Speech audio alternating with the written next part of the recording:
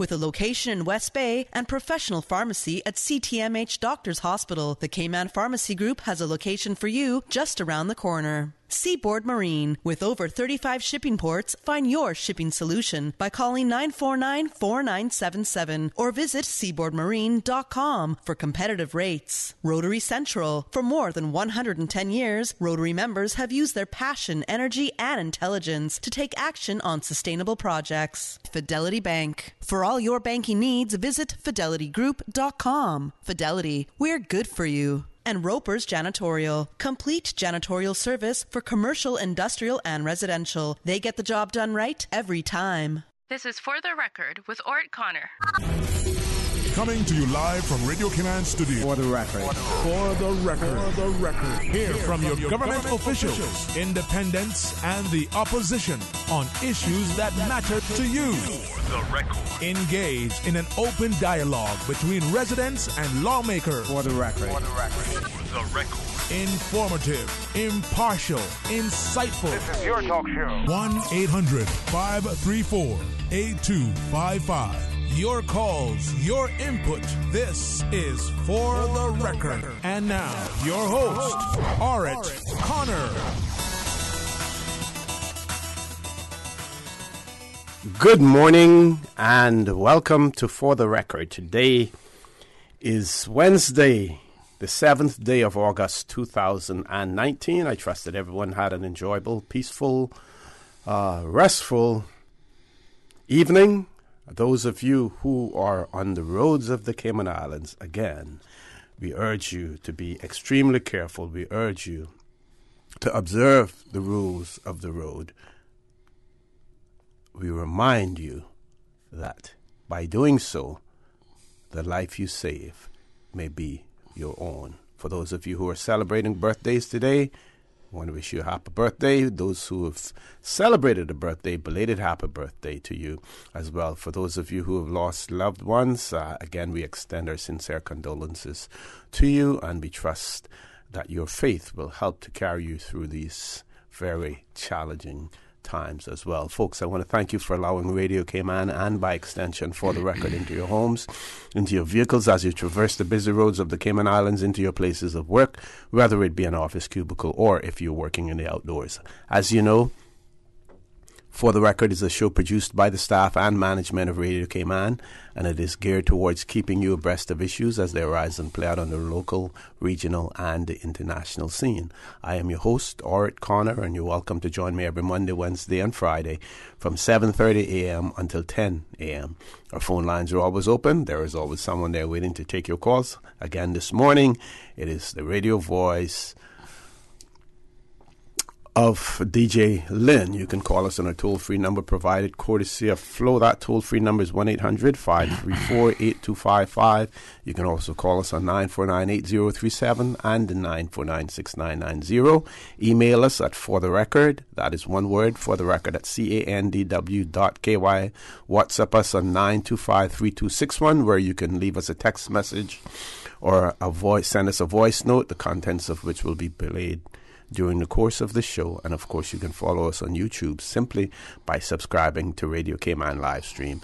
This morning, it is my pleasure to have in the studio with me none other than MLA and former leader of the opposition, Mr. Orrett Miller. And as you know, he represents the District of Northside in our Legislative Assembly. Mr. Miller, good morning, sir. Welcome back to For the Record. And we know that you had pointed out that for the months of, I think it was May and June, that you weren't going to be on the show, and then some personal circumstances changed since then. And again, we want to, extend our sincere condolences to you and your family for your loss as well. But it is good to see you back in the studio.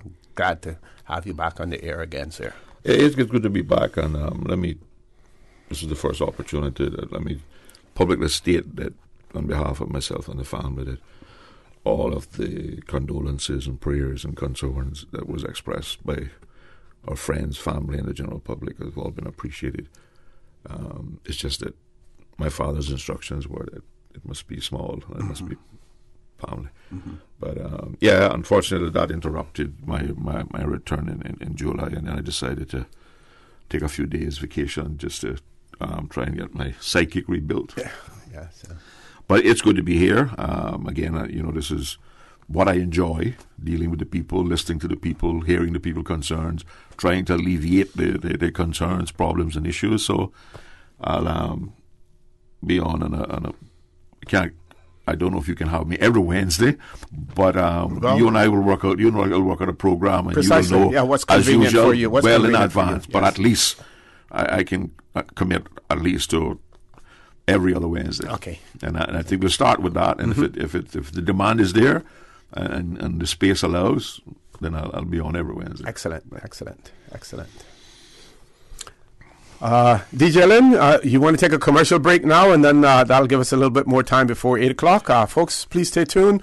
When we return, we will be talking with none other than Mr. D. Ezzard Miller, MLA, who represents the District of Northside in our Legislative Assembly. So please stay tuned. The Cayman Islands boasts of a long, colorful, and rich history. In tribute to our roots, Radio Cayman, the voice of the Cayman Islands, is pleased to bring you the Historical Vignette Series, sponsored by Cayman National Bank. Visit Cayman National Bank today for all of your financial needs. The Cayman Islands, he hath founded it upon the seas.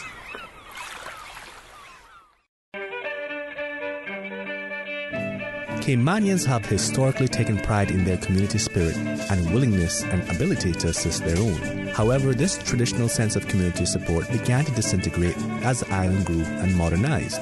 Recognizing the need to assist, under the lobbying efforts of Miss Sybil Joyce Hilton, the Cayman Islands government created the Probation and Welfare Unit in 1964 with a budget of £2,240. The need for services continued to grow, and by the new millennia, social services were operating with a staff of 200 people and a budget of $12 million.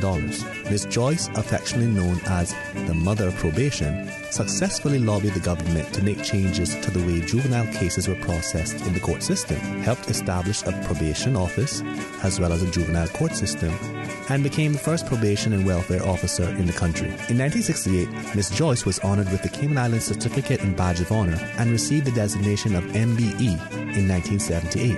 In 2011, she was designated as a National Hero of the Cayman Islands, and in 2013 was honored as Youth Services Pioneer by the Cayman Islands government.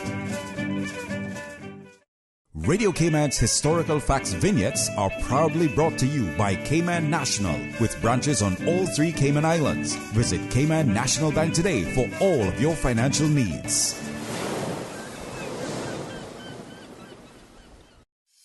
540 months.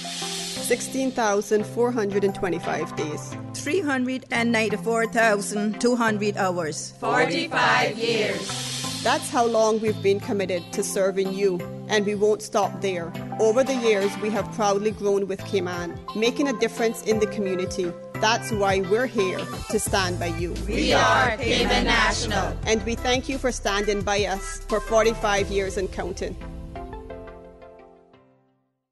Have you seen the latest? Cayman has been ranked the most expensive place to live. It's time to buy smart. It's time to buy Ropers. Find everything for your home and kitchen at low prices at Ropers. Ropers Janitorial, 949-2511. Email janitorial@ropers.ky. Clean up your spending with Ropers Janitorial, 949-2511. Ropers Janitorial also offers complete janitorial service for commercial, industrial, and residential. They get the job done right every time. Ropers Janitorial, 949-2511. It was a day that changed my life. No words can describe the feelings of seeing my baby boy sick for the first time. The overwhelming feeling of fear to be responsible for his health and happiness became my priority. So I did what any nurturing mother would do when their baby is sick. I took him to get some of the best medicine possible. CTMH Doctors Hospital Pharmacy understands the importance of careful decisions you make every day for your family. Our staff work towards healthcare excellence and providing the most current and up-to-date training with pharmaceutical care, so you can feel confident in knowing that your family is safe with the right medication. At CTMH Doctors Hospital Pharmacy, we take care of your health. Gym tonight? I have another test today. Wow, for somebody who isn't in school, you've had a lot of tests this week. Well, Vamp Motors is giving out fresh baked cookies to customers who test drive SUVs this month. And since I haven't decided what to buy, I'm just test driving each one to see what I like best. You better test drive that to the gym and back, especially with all those free cookies you're getting from Vamp. Take a test drive for a sweet surprise this August at Vamp Motors. Test drive any SUV and receive a freshly baked cookie. It's our way of saying thanks for dropping by to check out our huge sale on every SUV in stock. Save up to $4,400 during Vamp's summer SUV sale. Now through the end of August. That's every SUV in stock on sale. Save up to $4,400 or put the savings towards upgrading your vehicle. Sweeten the deal with Vamp Motors, Walkers Road. Sometimes having a middleman is not a bad thing, especially when it comes to insurance. Do you know that when it comes to cost, ease, speed, and peace of mind, insurance brokers ranked higher than when customers buy direct? So, for all your insurance needs, call Fidelity Insurance. We're the middleman you want. Call us today at 949-7822. Fidelity. We're good for you. Do you have a business in the tourism industry? The Cayman Islands Department of Tourism wants you to get listed on their website. Visit CaymanIslands.com. It's absolutely free and will give your business added exposure on the #1 visited tourism site for the Cayman Islands. Learn more and get listed at www.visitcaymanislands.com/sign up. That's www.visitcaymanislands.com/sign up. Don't wait. Sign up today. System 1 loaded. 1-800-534-8255. What is on your mind when it comes to the government, independence, and the opposition? Issues that matter to you. 1-800-534-8255. Waiting to hear from you. For the record. This is For the Record with Orrett Connor. Good morning and welcome back to For the Record. In the studio with me, MLA Mr. Ezard Miller. Mr. Miller, I'm going to hand the mic back over to you because lots to talk about and you got a lot of catching up to do as well. Yeah. Well, you know, a lot of people have been asking me, well, Ezard, no, we haven't been hearing from you. What have you been doing? I said, well, I'm working on trying to launch a new political party. And so far, we've had we've made quite a bit of progress. In June, I met with about, I believe it was 27 people. And we appointed 2 small committees, one to look at our aim and our vision, to try to get that in a way that we can articulate it to the public. And another one was to draft a constitution to the party, right? At that meeting, you know, I had talked about forming the Cayman Islands People's Alliance. Consensus of the meeting was that, Ezard, you know, your mantra is honest and integrity, so let's tell the truth. Forming a political party. So the name was changed at that meeting to Cayman Islands People's Party, and when we're in the public discussion, they will just call it the People's Party. The registered official name will be Cayman Islands People's Party, but in all our discourse with the public, we just use the People's Party as the name. So that committee went, and we have produced a draft constitution, which is now circulating to people for final input, with a kind of target date that we meet the first Thursday in every month. And anybody who's interested in finding more can call me, and you know, we meet at the we have booked a room at the Treasure Island Resort for the first Thursday in every month to the next year, right? Okay. We got agreement on our aim and our vision, and the aim of the group is the Cayman Islands People's Party is a political movement dedicated to the sustainable economic, social, and political advancement of the Cayman Islands as a society, in which opportunity for all Caymanians, sustainable development, justice, and equity are amongst its guiding principles. And our vision for Cayman is an empowered and unified society inspired by a political movement responsive to the needs of all the people. Okay. And the engine of this political party is intended to be the 19 electoral district committees. That is where the people input will be. We've structured it so that all 19 electoral district committees will be equal. We take 3. The Constitution recommends that we have 3 people from each electoral district committee form the party council, which is the governing body of the party. They will be the chairman of the electoral district committee, 1 delegate from the membership, which must be elected. And all these people are elected. Ezra Miller not appointing nobody. Okay, 1 person elected from the membership. Can't be an officer in the electoral district committee, and it can't be a politician or so we have a process by which the electoral district committee will adopt candidates, which have to be approved by the campaign committee. We'll be looking at morals and ethics and stuff like that, because we want to have a certain standard of people. Right? Yes. So those 3 people from each electoral district is 57 people, right? That will form the party council. We have provided in the Constitution the ability for the party council to appoint 5 what we call honorary members with full voting rights in the party council. Because there's some people in the society that we know not going to want to get in it, but we need their involvement because of their acumen, because of their standing in society, etc. And for the benefit of our listening audience, I'd like you to make the distinction between what you're talking about, these district committees, completely separate and apart from advisory district councils that are talked about in the Constitution and about what you have established in your your constituency. Exactly. It has nothing to do with the Constitution provision of advisory councils. Yes. It is possible that an electoral district committee could engineer and help set up advisory council, but the advisory council, in my view, should go beyond party members. What we're talking about here, people who are members of the party. Precisely, right? Yeah, yes. So those 62 total, 57 and 5, right?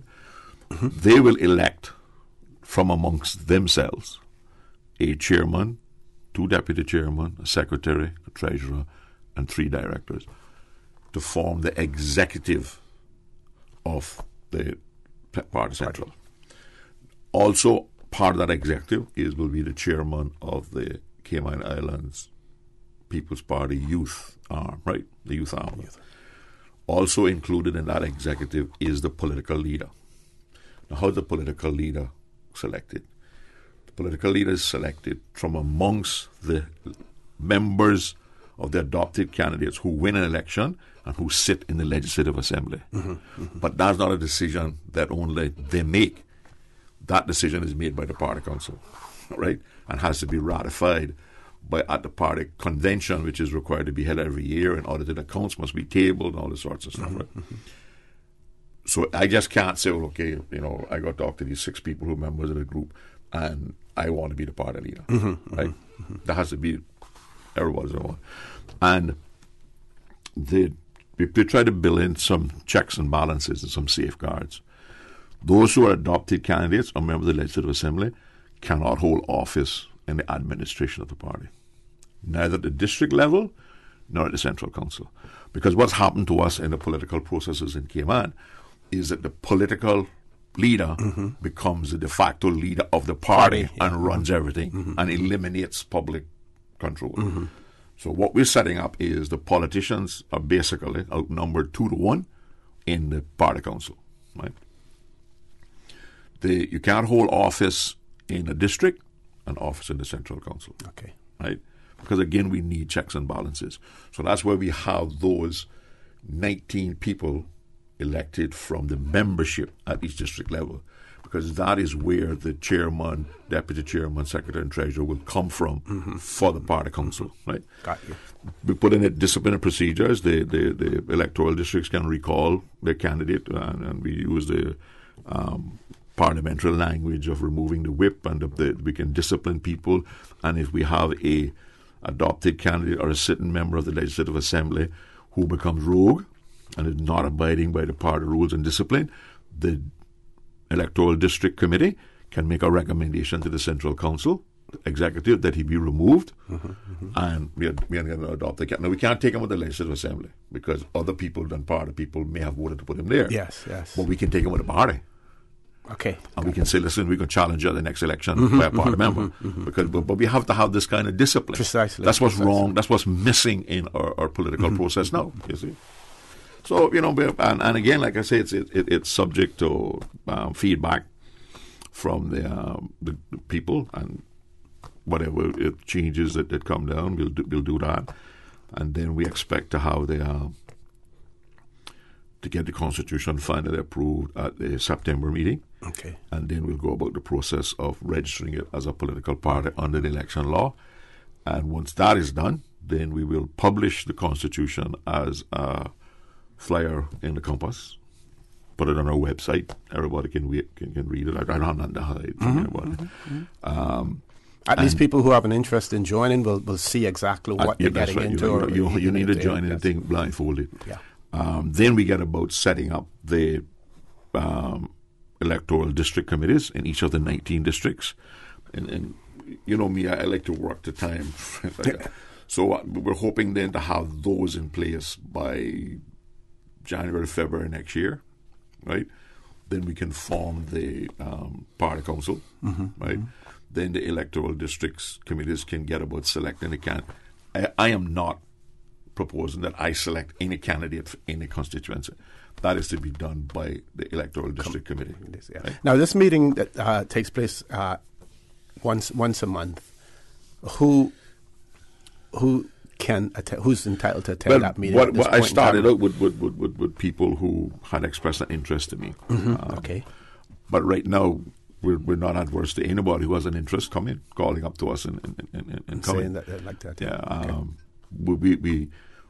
I still don't think we're at the stage where we want to invite the press in. I think we want to feed the press information, keep the public involved, but I don't necessarily think we need them in these meetings now, you know. But I think we've been doing two things that is kind of different from what we have now, in that the party council, the Constitution authorizes them to hire a general secretary who will be the kind of administrator and runs the office and all that, and also a PR person, because we think the PR part of it is very, very important. Okay. We're going to our 8 o'clock news. When we return, the conversation will continue with MLA Mr. Ezra Miller. Some of the things we want to hear from him, the impetus behind the formation of a political party, what the political environment is in the Cayman Islands, what the future looks like in terms of elected government, what may have prompted this move at this point in time. We want to talk about the possible upcoming referendum as well. We want to talk about the whole issue of the verification process, how that is proceeding. Many things to talk about after we return from the 8 o'clock news. So please stay tuned for the record. We'll be back shortly. All right, thank you, Mr. OC. The time is now 8 a.m. Brought to you by Price Right. Price Right is Grand Cayman's warehouse shopping superstore, making your dollar go further with huge savings and no membership fees. Get more of the things you use every day at the right price. But it's not just grocery and health and beauty. Price Right has a full range of products from office to automotive, patio furnishings to kitchen appliances, and even electronics. And since warehouse prices mean savings for you, everything is priced right at Price Right, Grand Cayman's warehouse shopping superstore. The voice of the Cayman Islands. 89.9 FM in Grand Cayman and 93.9 FM in Cayman Brac and Little Cayman. Silver wings shining in the sunlight. Radio Cayman. Access and information. Your community. News and information. Radio Cayman is your choice, your voice for today's biggest news. Radio Cayman.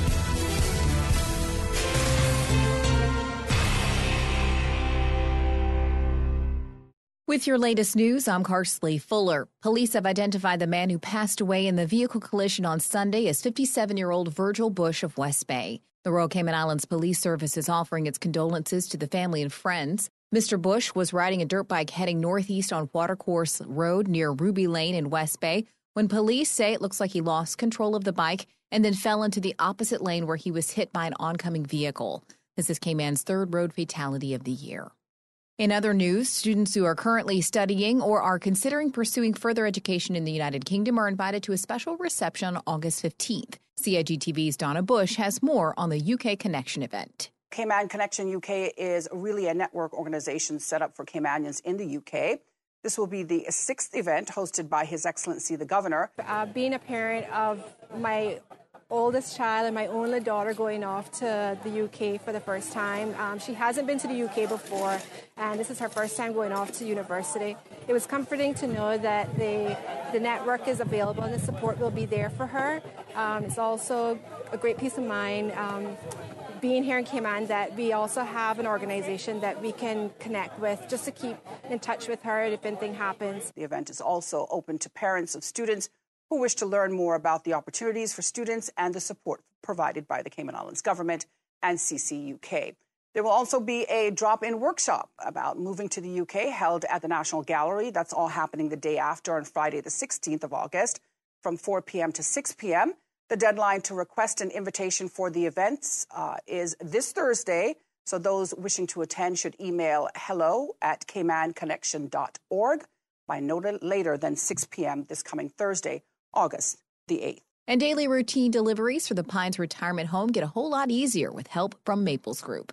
We get more on that now from Radio Cayman's Keely Ebanks. The Pines recently received a multi-purpose vehicle donated by the Maples Group to conduct its day-to-day operations more efficiently. The new vehicle helps with daily routine deliveries such as collection of food supplies and household donations for the residents. It will also be used to transport residents to and from medical appointments as well as transport medical equipment to and from the home. Manager of the Pines Retirement Home, Linda Mitchell, tells Radio Cayman she is most grateful for the donation and continued support.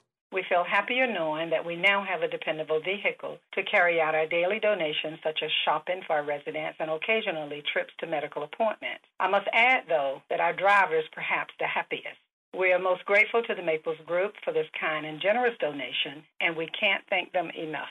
Support from the Maples Group has also included providing funds for the Pines' new building, volunteering with the organization of the yearly Thanksgiving Day luncheon, decorating the home during the Christmas holiday period, and serving as board members of the retirement home. Board members of 39 residents currently reside at the Pines Retirement Home. Since 1983, the home has provided residential, respite, day and assisted living care for older persons who suffer from a variety of chronic conditions associated with aging. Reporting for Radio Cayman News, I'm Keely Ebanks. Now with a check of international news, here's the BBC, which will take us out of the newscast. I'm Carsley Fuller from Radio Cayman's newsroom. BBC News with Debbie Russ. Afghan officials say a huge Taliban car bomb has gone off outside a police station in the capital, Kabul, killing at least 18 people.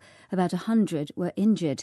Tension is high in the capital after both the Taliban and the US said they'd made significant progress in talks to end the Afghan conflict. Sporadic protests have broken out in Indian-administered Kashmir over the government's decision to strip the area of its special status. A BBC correspondent in Srinagar says there's fear and anger among residents. Chinese officials have issued a strongly worded warning that the army could be used to quell unrest in Hong Kong if violent street protests continue. Speaking just across the border from Hong Kong, a senior official said Beijing was extremely concerned by events. President Trump will visit the sites of 2 mass shootings in Ohio and Texas at the weekend, which left 31 people dead. His visit comes amid criticism of his rhetoric, which has been blamed for inciting hate crimes against immigrants and ethnic minority groups. BBC News. Access to information. What's happening in your community? News and information, music and more. You can find us. www.radiocayman.gov.ky. Like us on Facebook and follow us on Twitter. Radio Cayman is your choice, your voice for today's biggest news. Radio Cayman.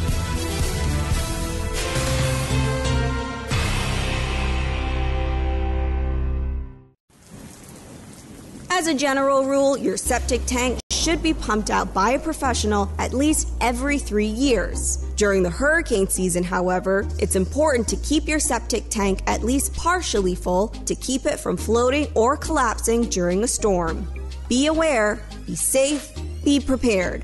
For more useful hurricane preparedness tips, visit the Water Authority's website at www.waterauthority.ky or follow us on social media. Radio Cayman 3 to 6 mix on the weekdays. Brought to you by Cayman Insurance Center, serving the community for 45 years. Don't take chances with your family's future. Call Denise Brown at 814-7229 or Michael Webster at 925-5433. Fitness Plus and Train with Dre. Getting in shape has never been easier with the mobile fitness app by Train with Dre and the new Eco Power Sport Art equipment. Every day. Every day. All the time. All the time. Visit fitnessplus.com for more information. Also brought to you by Merengue Town. It's time to feel the rhythm. Time to feel the vibes. It's time for Merengue Town. The Weather Report is proudly sponsored by Super Stitch Sewing and Fabric Center, your one-stop household store at 39 Pasador Place, Smith Road. Still offering the best prices in town. Call 949-2833 or go to superstitch.com.ky. New stock has just arrived at Super Stitch. Now don't take my word for it. Drop by and see for yourself. Fresh off the boat, we have loads of fabric, vinyl upholstery fabric, fabric for cushions, outdoor fabrics, and dress fabric. That's not all. Super Stitch has sewing accessories and craft items. Included in the new shipment, you will find sheets, comforters, throw pillows, bath mats, rugs, and curtains for every room in your home. Super Stitch, 39 Pasador Place, Smith Road. Still offering the best price in town. Call 949-2833 or go to superstitch.com.ky. Pleasant good morning. This is the 8 a.m. weather forecast brought to you in part by Super Stitch. Current temperatures outside 87 degrees. Winds are calm. Barometric pressure is at 1015.5 millibars and rising. Humidity currently at 85%. Synopsis indicates a up-level trough over the Northwest Caribbean may support isolated showers and possible thunder across the Cayman area for the next 24 hours. Further east, a tropical wave nearing Jamaica will move into our area from tonight. Radar images show isolated showers in and around the Cayman area, which are moving towards the west. Forecast for today, partly cloudy skies, 30% chances of showers, temperatures expected to rise to the low 90s. Winds will be east to northeast, approximately 5 to 10 knots, seas expected to be slight with wave heights of 1 to 3 feet. And taking a look at tonight, partly cloudy skies, 30% chances of showers with some possible thunder. Temperatures will fall to the upper 70s. Winds will be east to southeast, again at 5 to 10 knots. Seas expected to be slight with wave heights of 1 to 3 feet. Currently, low tide will take place today at 9:37 a.m., high tide 4:45 p.m., and low tide again tonight at 10:48 p.m. Sunset at the Cayman Islands, 6:57 p.m., sunrise bright and early tomorrow, 6:05 a.m. Outlook is for an increase in cloudiness and showers from Thursday morning as the tropical wave approaches the Cayman area. For additional information, please visit weather.gov.ky. This has been the official public weather forecast prepared by the Cayman Islands National Weather Service and brought to you in part by Super Stitch.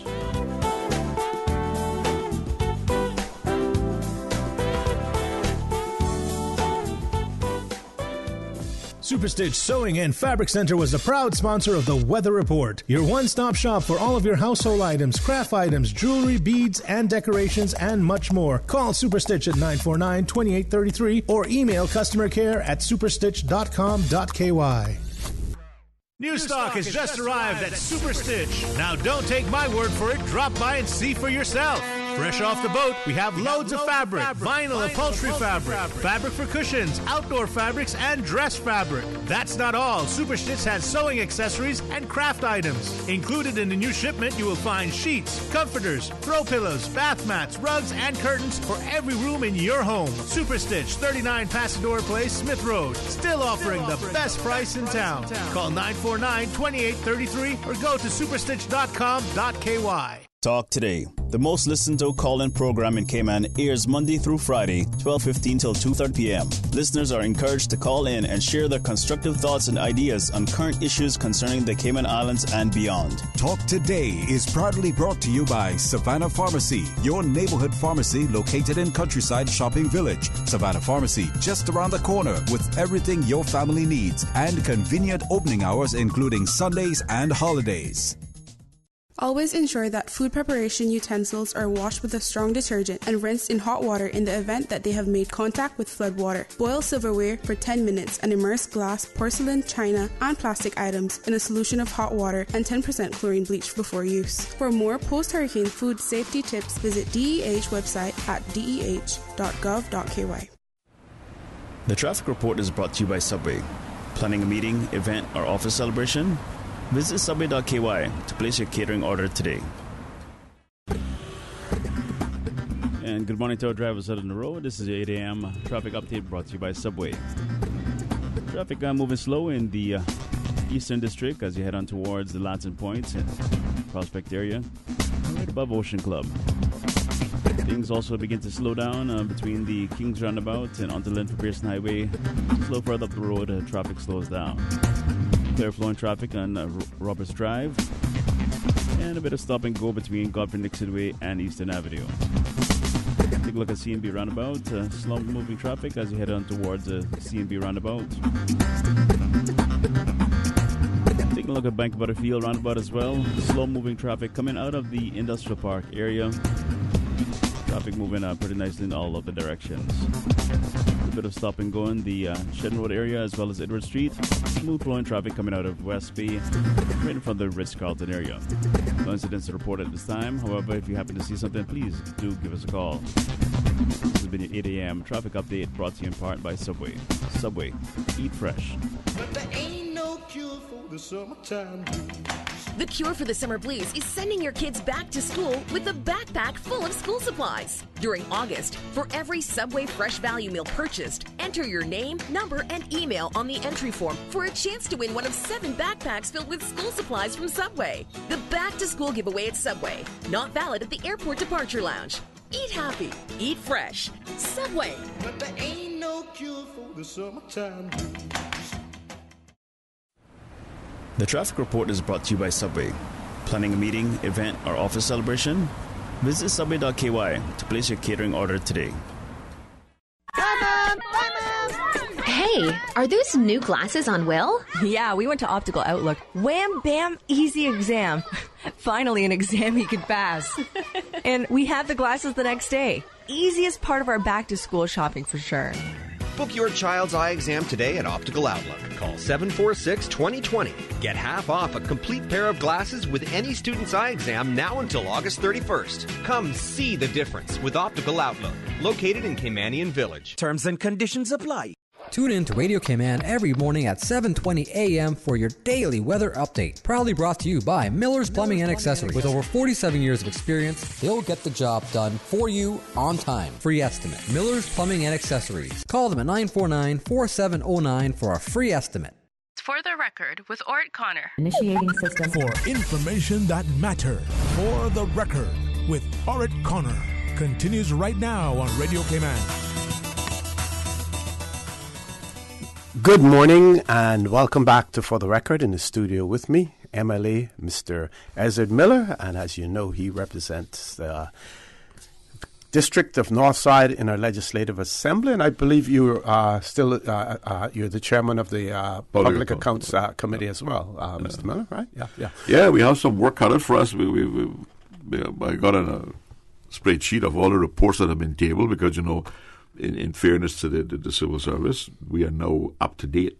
I think this year, out of the 42 entities in government, I think it's 40 that are getting unqualified audit opinions. And that is a major achievement with the civil service. Understand where we're coming from in 2009. Mm-hmm. We hadn't had accounts for 5 years, right? And I have driven it, and sometimes I probably sounded like a hard taskmaster, but they have responded, right? And they've responded positively, and we now have accounts that are up to date. All of these reports now are related to the 2018 financial year, right?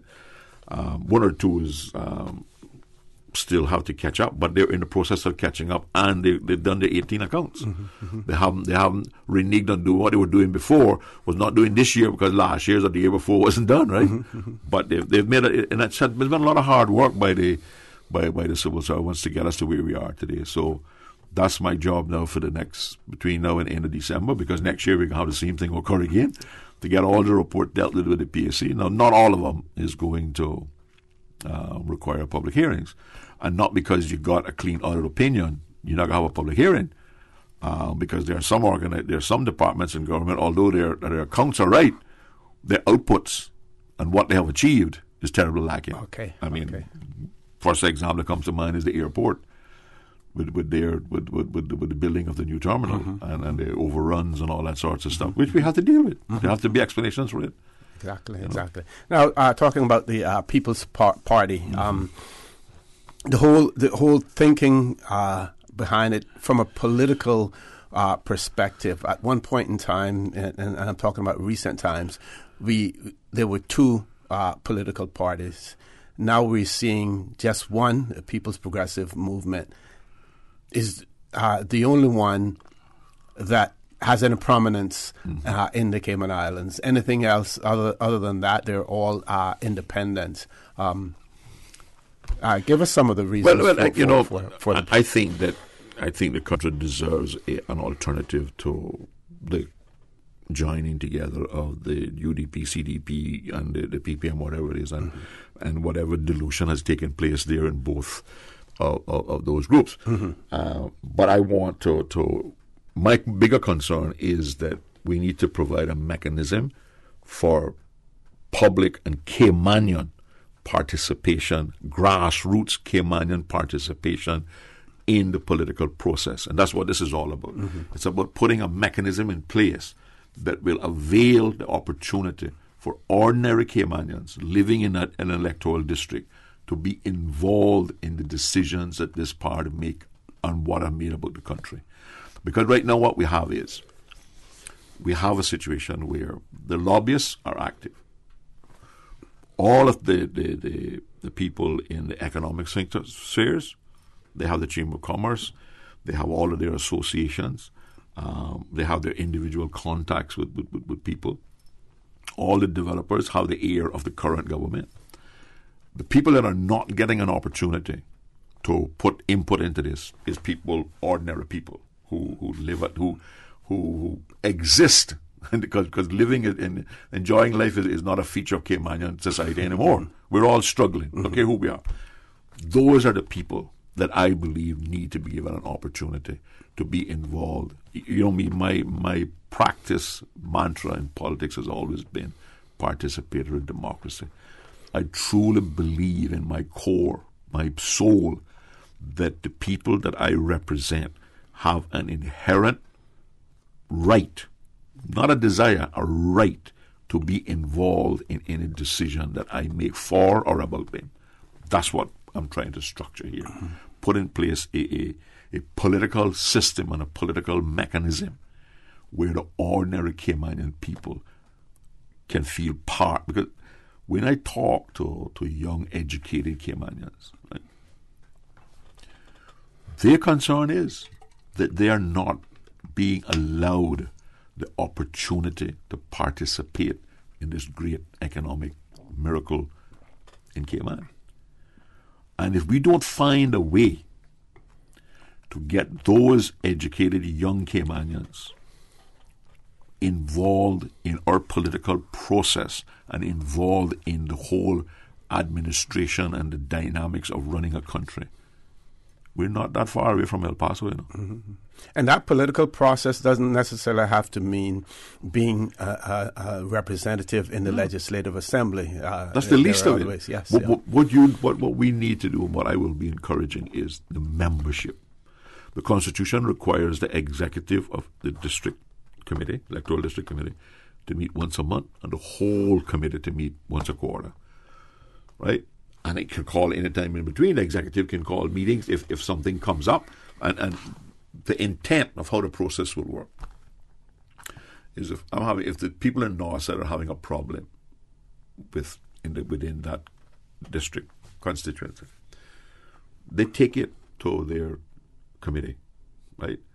The executive, the 3 members from that who sit on the party council, will take those concerns to the party council. The party council will discuss it with the presence of the politicians. If it involves law changes or whatever, those recommendations will do. And it'll come back down to the electoral district committee, to all of them, because all of them is represented equally. Right? And then they can discuss, this is the problem, this is what the party council and the legislative, including the legislative group, is proposing to fix this problem. What do you think? And if they say yes, it's okay. Yeah, okay, we can accept that. That'll solve the problem. Then it goes back up for implementation. But that is the two-way street that must make it was not intended that the only thing that come to the electoral district committee is what the legislative group decides with the help of the civil servants that solves a problem, right? And it's handed down to them, and the decision is already made. What we have now, the way the average Cayman is governed now, is that the government decides what the problem is. They decide what to fix the problem is, and how we're going to fix it. They come to the people, right, to explain what they are doing. There's no opportunity for say, well, we don't think that can work, right? What I want to see developed is a real dialogue where, and again, this will entail some changes to our legislative process. Right now, our standing orders allows first, second reading committee in one day on legislation, third reading the next day, but we often suspend that standing order and do all 3 the same day. I would like to see us get where the Legislative Assembly's meeting at least monthly. This month, we have the first reading. Public gets to hear we're doing something about this. The next month, right, we can do the second reading debate. Again, the public gets an opportunity to hear about it. The next month, we do the committee stage, right? And then the next month, we do the third reading. So there's ample opportunity for public participation. I would hazard a guess that the majority of average Caymanians do not know, for instance, and give you a good example of how that we amended the public lands law last in this assembly. And people talk about what I'm doing. I being exert. I don't need to be leader opposition to be exert. I came back I was on vacation. I came back to Tuesday, LA opening on Wednesday. Tuesday evening, from the airport, I went straight to the Legislative Assembly and picked up all of my laws. Went home after my family debate, and I started to go through them. Now, all the bills on the financial industry, we understand that those are largely externally driven. Those are things that we have to do to comply with. So there's not much I can do about changing those kinds of things. And you have to trust the people who are involved in the industry that they can do the right thing. The technocrats, yeah. But what jumped out at me was a bill to amend the Public Lands Bill 2019 to the 2017 law. And then I started to read it. First thing jumped off the page at me was we're adding definitions to Clause 2 in the law for Caymanian and permanent residents. Cayman, because we should need to define Caymanian in the law. It's about us. Permanent residents. So, on the next page, and the government is offering to amend the commission, which is the Lands Commission now that governs and regulates all government-owned property, the beach sites, the stuff. Okay. And they were proposing to put 5 members of the public, among whom 1 member shall be a Caymanian or permanent resident who resides in Cayman and Little Cayman, and 1 member shall have a background and knowledge of Cayman Islands heritage and culture. And can't support that. There's no reason, in my vernacular, to put permanent residence on a commission that is intended to regulate land use by Caymanians for Caymanians. Sound like that may have been designed for particular parties, persons, individuals. Anyway, so I went, the standing orders say that you have to give 2 days' notice. Now, that wasn't possible because I'd only gotten it the day before.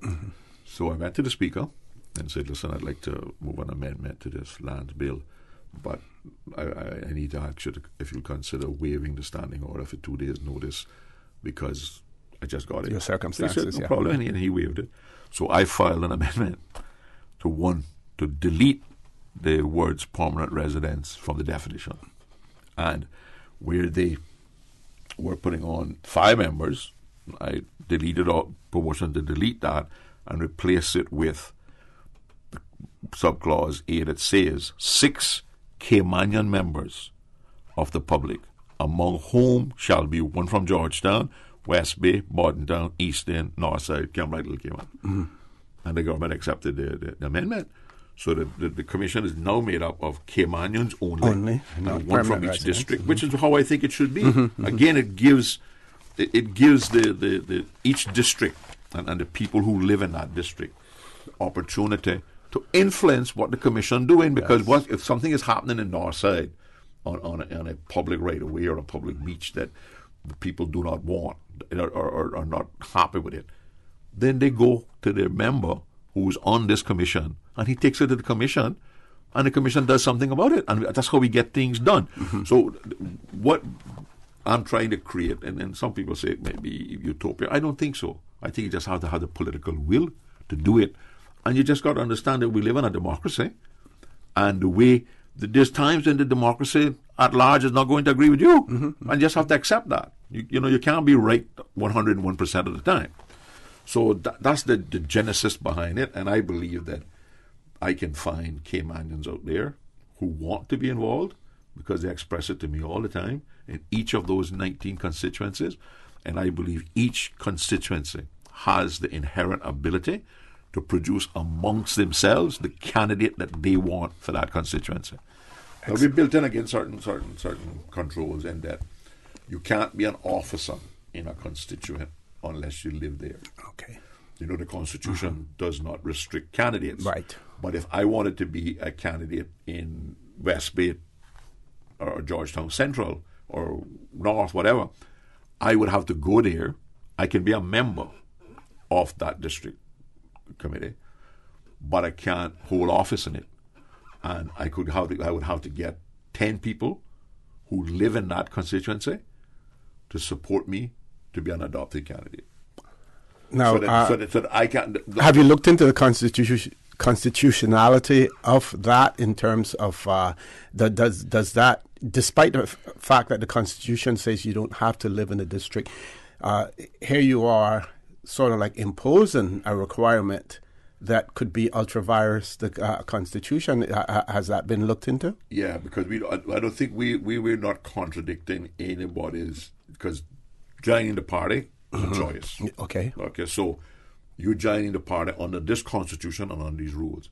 The reason why I don't believe we could put the restriction that the candidate for each electoral district had to be living in that electoral district is because the Constitution does not provide that restriction. Right. So we have to make that. I think we have to make that adjustment. Okay. But it's. I think it's fine for a electoral district and a party to have rules that says the officers of this district committee of the party has to be living in that, because those are the people that know what's going on in it. And we have to get away from this where somebody sits down in a room and says, okay, we're going to run overseas in Georgetown North, right? And then you go in there and you get people and you import, what I want to do is have this more grassroots genesis, right? They decide, Now, if you want to be a candidate in the district that you don't live in, you have the choice, but you have to go there and abide by their rules, and they have to accept you. Okay. And if you can't go into an electoral district and get 10 people to sign, to sponsor you, none good you run in. That's true. So true. We're going to take a commercial break. When we return, we want to look at the scenario in not only in the Caribbean, but in other jurisdictions as well, where the party is usually defined by the leader as opposed to the leader being defined by the party. And I want you to explain to our listening and our viewing audience how your party will differ in that regard. Folks, please stay tuned. For the record, we'll be back shortly. At Seaboard Marine, customers often ask us questions about their shipments. Hi, I'm thinking of buying a car from the States. Which port do you ship out of? Hi, we ship out of Miami, Houston, and Brooklyn. Just let us know your port of choice and we can provide you with a quotation and answer any questions you may have on insuring and protecting your vehicle during its journey. Shipping shore to shore, Seaboard.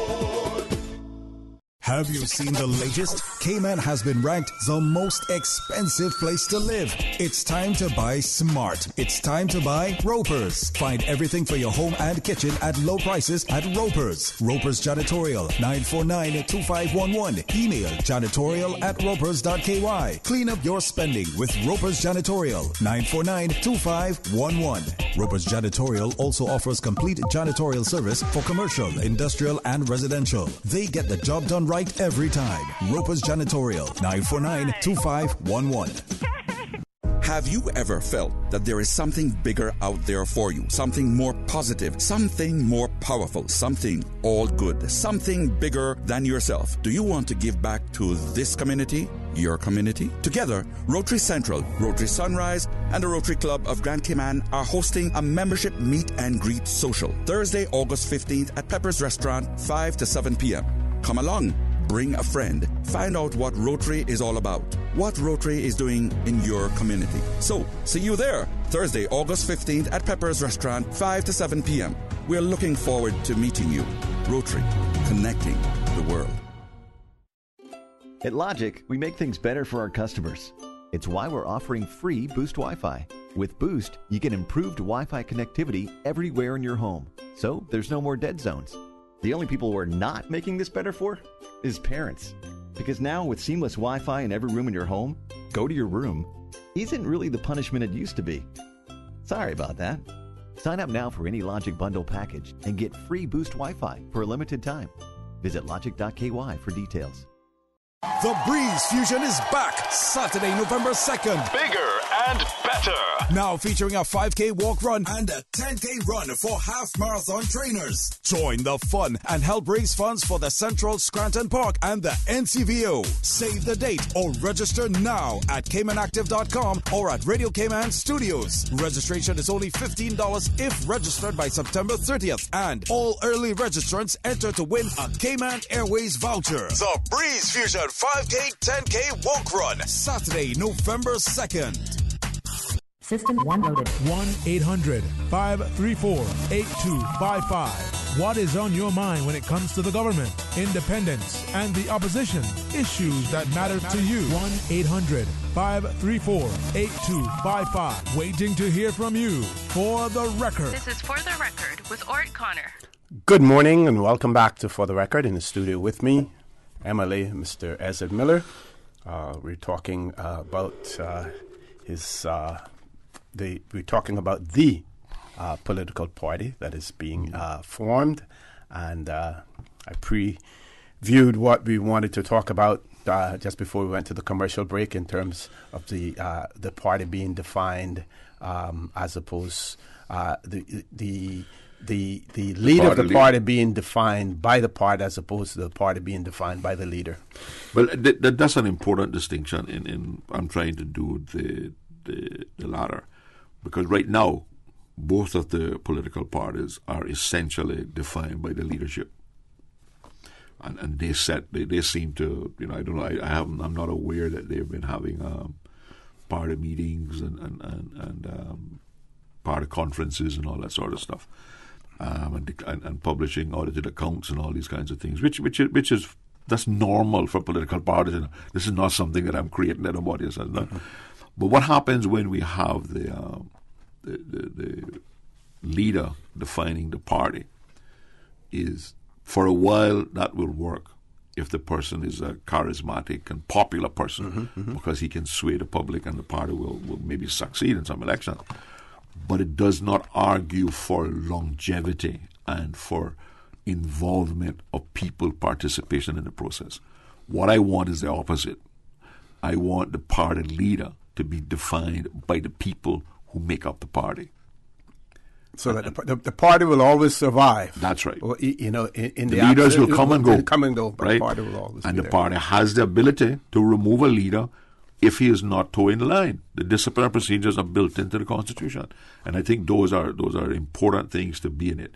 We don't have any recall clause in our Constitution. And as I said earlier, the Constitution of the party will not allow the party to remove me from the Legislative Assembly, but they can remove me from the party. And they can make it known to the public that when this party no longer supports Ezra Miller, we are going to field Orrett Connor in that position later on, right?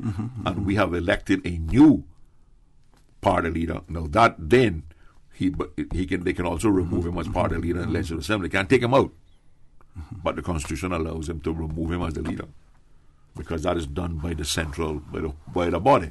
So he can't just survive by intimidation or carrot and stick within the Legislative Assembly, because he has to deal with a wider audience than just certain members of the Legislative Assembly. Okay. So we'll wrap up on this topic, but I want to give you an opportunity to just to highlight the salient points for those persons who may not have heard it before or who may want to get more information about. Yeah, but those people who want to look at the draft Constitution can give me a call, 327-5757, and I'll get you a copy. But basically, the engine, the driving force between what I'm trying to set up is the electoral district committees in the 19 electoral districts. That's where the membership will be gathered, and those are the people that will move up through an executive and party council to make the decisions and administer. Because you have to have somebody that coordinates the 19 constituencies and gets consensus among the constituencies. Okay. I see where the Elections Office in their latest release, 80% verification so far, so getting pretty close to it. Now let's talk a little bit about that and about the referendum There's a couple process. of things that troubles me about the verification process. And I don't believe, I have all confidence in the person who came to verify my signature, that they did exactly what they were told by the election office to do. My expectation was that they would show up with the page from the book that I had signed and say, is this you? Did you sign this? That's not what happened. What they did was they asked me to fill out a form and sign it to say I had signed a petition. Right? Now, there's two problems with that. Somebody still has to compare the signatures to see that they match. Yes. Whereas a simple question was, is this your knee? Is this you? Yes or no?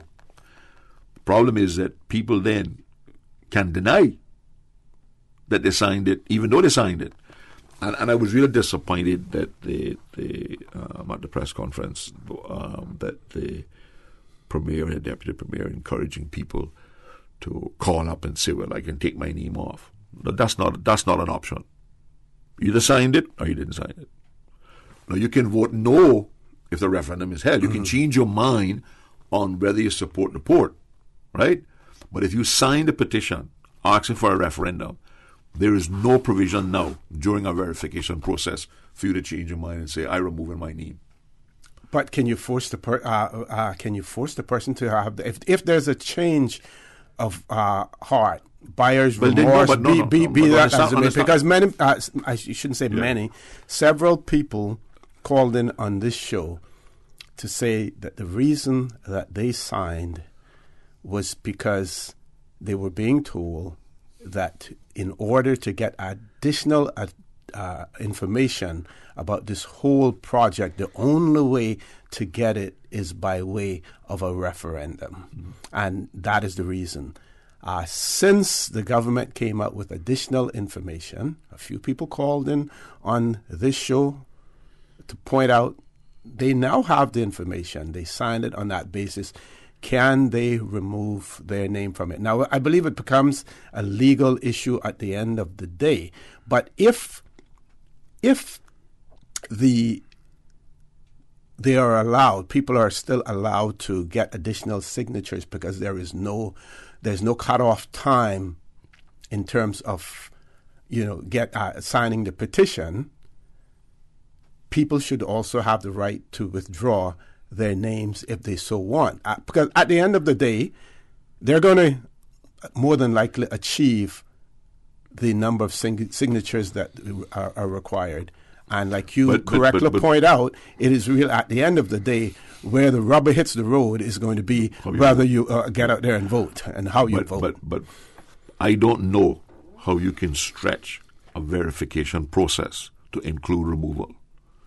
What we're supposed to be doing is verifying signatures on a petition. Mm-hmm. We're not supposed to be allowing tampering with that petition, right? And tampering with that petition is telling people, I can go now and say, yeah, I signed it, but I want my name off. Now, what is supposed to be happening is that you are verifying whether the signatures on it are registered voters. Mm-hmm. If the person changes their mind, because remember the referendum, the petition is not to stop the port. The petition is to have a referendum for the public to decide whether we build a port or not. If you now have gotten additional information that you are satisfied, that you wish to support the port project, then you go and vote yes. Mm-hmm. But isn't it almost double talk to say that because if I support the port, right, then I'm not going to sign the petition in the first place. I almost find it to be double speak, and maybe because I have a small brain, I don't understand it. I signed it because I'm against support. Yeah, I almost find it to be double speak to say, sign the referendum because you want to be able to have a say in terms of it. But if I support the port project, there's no need for me to sign any petition. Agreed. But if you want, even though you support it, to prove to the naysayers that there's more people who support the port than who don't, then the only way to do that is a referendum. So if you want to talk about true democracy, that's what the referendum is for. Mm-hmm. My problem is that I don't agree, and I'm not a lawyer, right, that a verification process of signatures and whether you're a registered voter or not allows the opportunity to remove your name from a petition that you willingly sign. Nobody put a gun to your head, made you sign it, right? No, it's like I say. But no one has put a gun to your head to sign it, and no one should hold a gun to your head for you to withdraw your name if you want to. But how are you, okay, if we didn't have the verification process, how are you going to withdraw your name? Explain to me where in a verification process of what exists. Okay, I understand what you're saying. The verification process should not be used for that. But as long as the petition remains open, meaning that it hasn't been finalized, it hasn't been closed off, then people should have the option to do what they want. But I understand what you're saying in terms of the verification process shouldn't be for that. My view, once the petition was submitted, it was closed. That's how I was saying. I don't think that the petitioners should be, the organizers should be allowed to go out and gather additional signatures. I agree with you. I agree with you on that. But they say their argument is because in the absence of any legislation in that regard, they had to leave it open. To me, you follow best practice. Exactly. And at the end of the day, what can be legally it has supported? 5,600 or whatever signatures. Mm-hmm. I am comfortable that the group verified it because I helped them get the thing and everything else. And that they are confident and that they removed the people that shouldn't be on it. Mm-hmm. Because it's very difficult for them to have prevented somebody who wanted to sign it, was not qualified from signing it with all the diversity. But I am aware that they went through it line by line, voter by voter, and matched it to stuff. Mm-hmm. And they took off all of those who were duplicating. Mm-hmm. Mm-hmm. They took off all of those who were not registered voters. And I think so. My preference would have been that when they submitted the petition, that's it. You can't add, and you can't take off. Yes. Now we're going through a verification process which does not allow either addition or subtraction.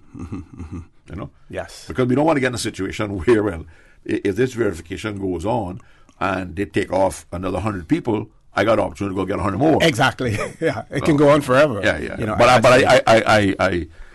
I don't think people who support the port and who are driving this project should be advocating that people who signed it, for whatever reason they signed it for, should now be encouraged, right, to go and take their name off.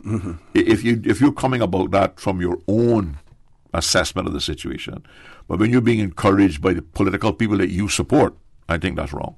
Okay. And I think the government needs to intervene and stop that. Point taken. So you have no objections if that person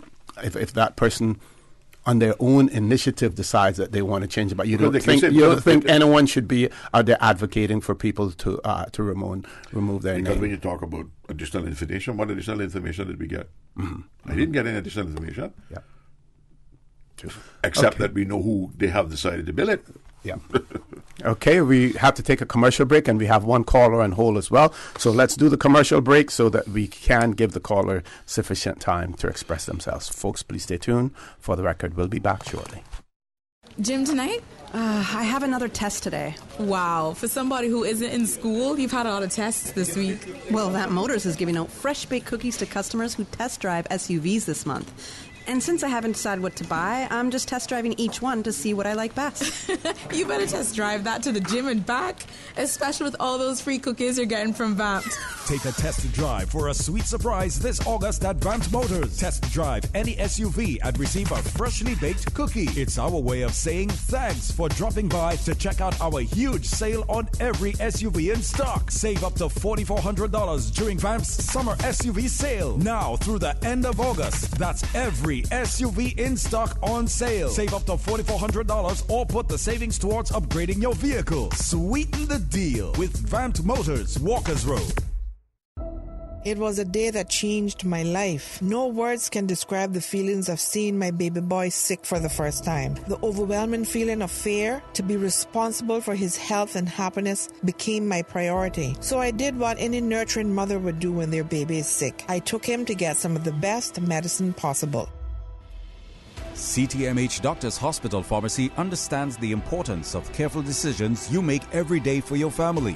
Our staff work towards healthcare excellence and providing the most current and up-to-date training with pharmaceutical care, so you can feel confident in knowing that your family is safe with the right medication. At CTMH Doctors Hospital Pharmacy, we take care of your health. Have you ever felt that there is something bigger out there for you? Something more positive, something more powerful, something all good, something bigger than yourself? Do you want to give back to this community? Your community? Together, Rotary Central, Rotary Sunrise, and the Rotary Club of Grand Cayman are hosting a membership meet and greet social Thursday, August 15th at Pepper's Restaurant, 5 to 7 p.m. Come along. Bring a friend. Find out what Rotary is all about. What Rotary is doing in your community. So, see you there. Thursday, August 15th at Pepper's Restaurant, 5 to 7 p.m. We're looking forward to meeting you. Rotary, connecting the world. The best back-to-school sale is now at Reflections. Buy one, get one half price on all back-to-school shoes. Over 100 styles of your favorite brands. Nike, Adidas, Puma, Reebok, and more. Back-to-school savings on shoes for toddlers, children, teens, and adults. Buy one pair, get the second pair half price. Or buy one pair of shoes and get a backpack half priced. The best back-to-school sale at Reflections. Now located on Shedden Road, across from Napa Auto Parts. Beside Mango Tree. Reflections. For the record with Orrett Connor. Initiating system. For information that matter. For the record with Orrett Connor. Continues right now on Radio Cayman. Good morning and welcome back to For the Record. We have one caller. Caller, good morning. Welcome to For the Record. Good morning, caller. Welcome to For the Record. Good morning, Mr. For the Record. Morning. How are you, Doc? Good, fine, and good morning to Mr. Miller. Good morning, Mr. Dr. Macfield. How are you? I'm fine. I'm fine. Orrett, could I just jump in on this verification? Yes, sir. Go right ahead. Okay, now, Orrett, where you are mistaken, and many other people are mistaken, is that the signatures on the petition was to comply with the Constitution, to have a people's referendum. Mm-hmm. Now, the people's referendum, once it is initiated, once it's figured, that is where you would say whether you are for or against the port. Right. For the government to come out and now give some more information, and then for you to come to say, now you have more information now. You need to remove your signature. It's not what the system is all. That's not how the system works. When you sign the petition, you signed the petition to call a referendum, so you could vote whether you were against or for the vote. Mm-hmm. It's not at the verification process that happens. Mm-hmm. So all that is needed to the elections office is, as Mr. Miller said, that is this your signature? Mm-hmm. Mm-hmm. Did you sign it? Mm-hmm. That signature is verified. Right. So you can't come now and say, well, the government said that it's going to cost us amount of money and this and that, and now I want to remove my signature. You see, if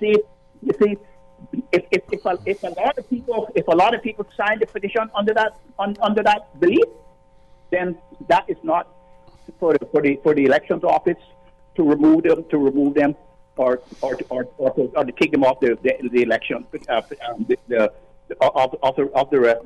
petition. Okay, Doc. My question for you then would be: while the process is still open, that means that signatures are still being collected. Does the individual who has previously signed that petition, do they have the right to have their signature removed? Now, let's forget about, who's advocating for what. If I, on my own volition, decide that I want to remove my signature from there while the process is still open, should I be allowed to do that? You shouldn't be able to do that. That would defeat the whole process.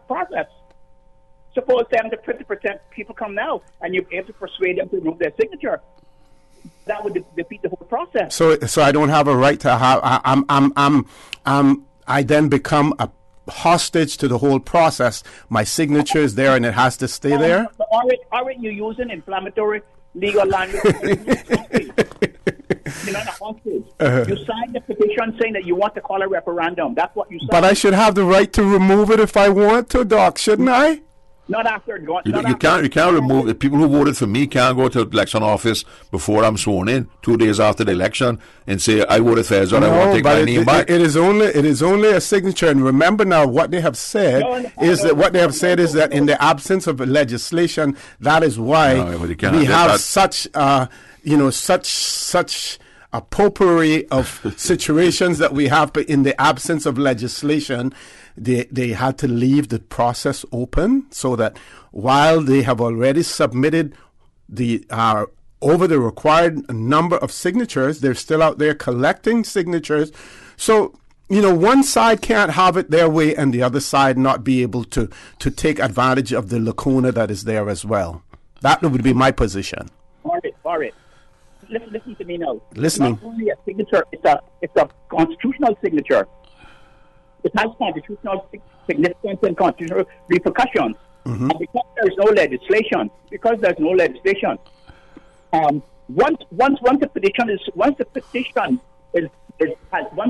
stage has ended by submissions of the signatures. But it hasn't ended, Doc. It hasn't ended. They're still collecting. It should end.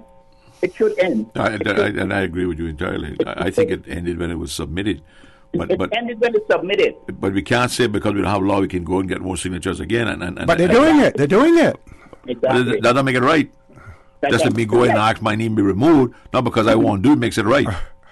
Yes, exactly. So once the signatures are submitted and the verification process begins, that's the end of you having a right to go now. And I would agree with that if that were the case, but it isn't the case. Well, that is because we govern by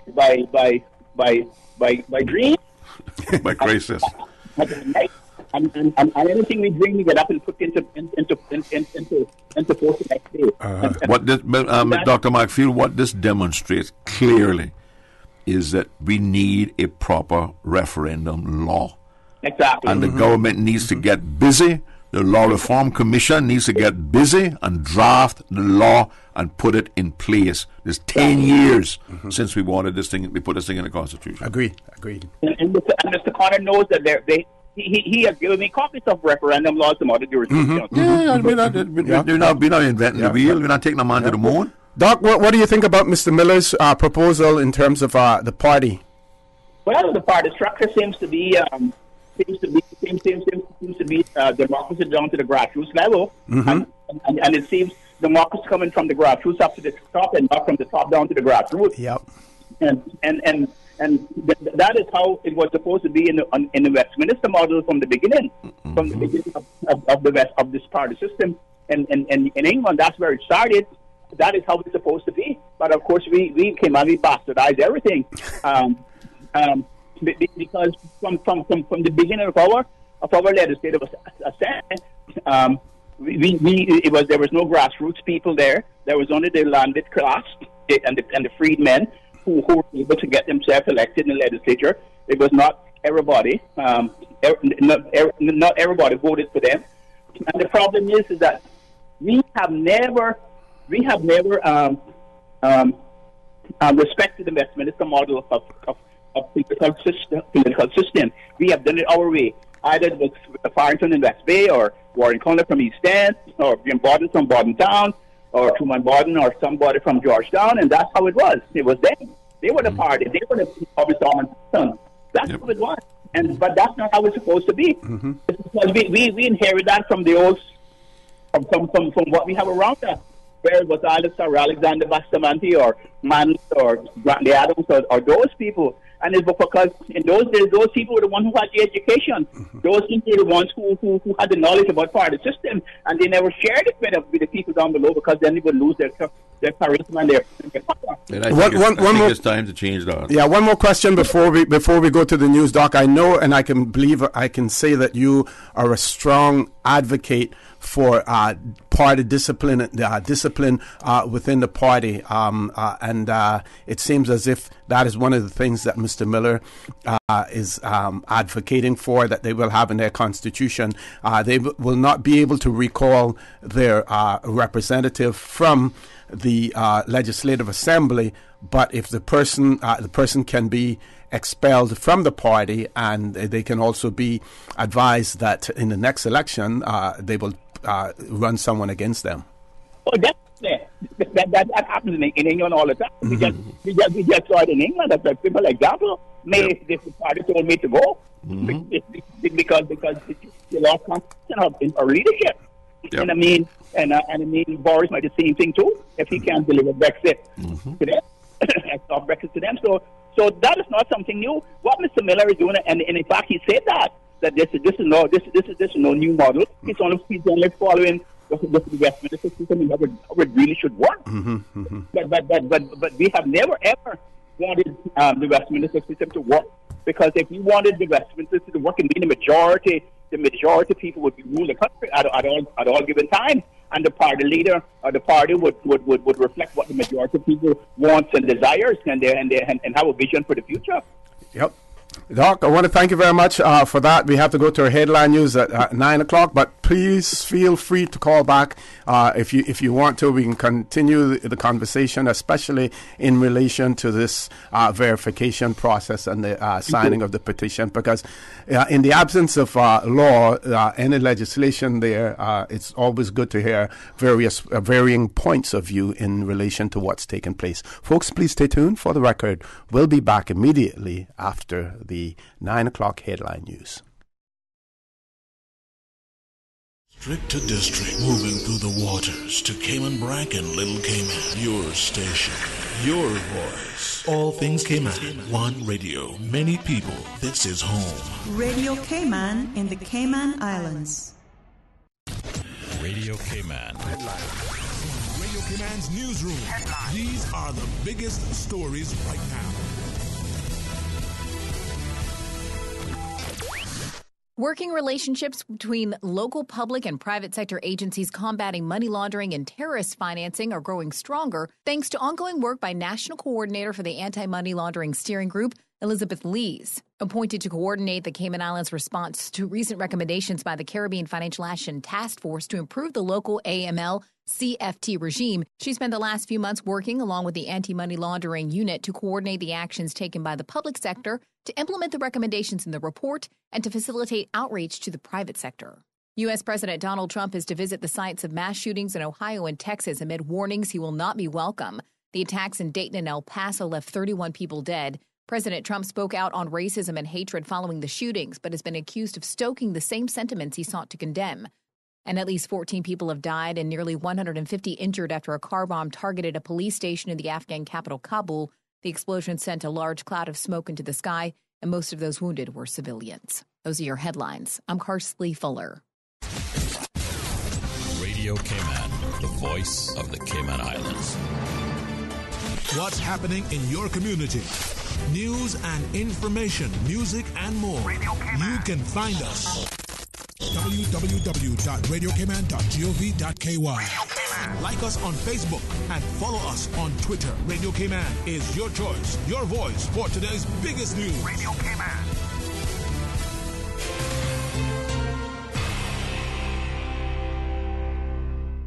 For the record, with Orrett Connor. Initiating system. For information that matters. For the record, with Orrett Connor. Continues right now on Radio Cayman. Good morning and welcome back to For the Record. It is my pleasure to have in the studio with me this morning MLA Mr. Ezard Miller. As you know, he represents the District of Northside in our Legislative Assembly, and he is also the chairman of the Public Accounts Committee as well. Mr. Miller, I'm going to throw the mic back over to you so that you can touch on any subject that you may wish to. One of the things I want to talk about a little bit is the proposed constitutional changes, which I was a part of negotiating in the UK, and how the process was handled. Right.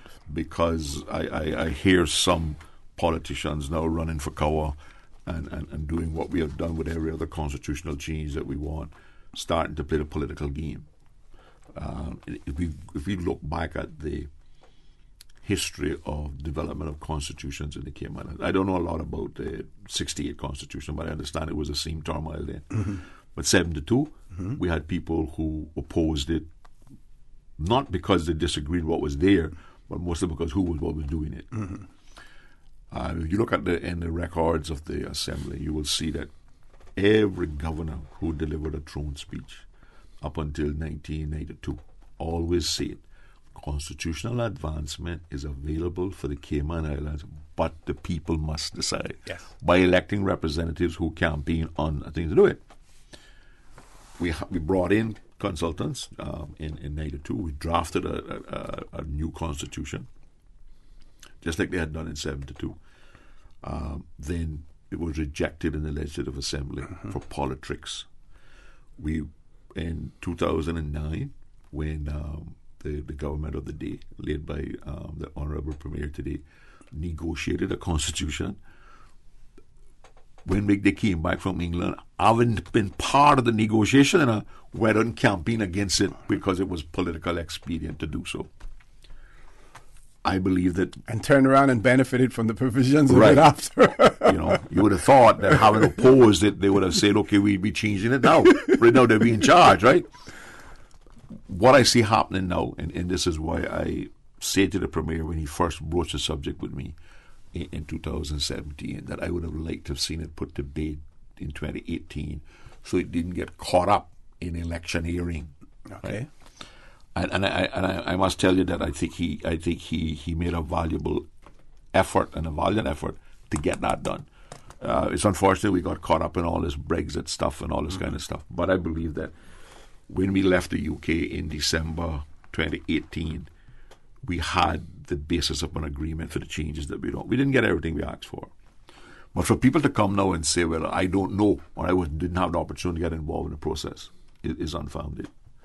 Because as you will recall, the Premier made several statements on the floor of the Assembly on this. Mm-hmm.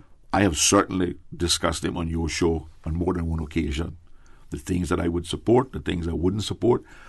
And one of the things that was floated around by those who were objecting to the change was that the Premier was only out for a third term. And you know, the Premier sat right here on my left and declared that was not on the table. And I can confirm that at no stage of the negotiations did the Premier ever raise the prospect of a third term.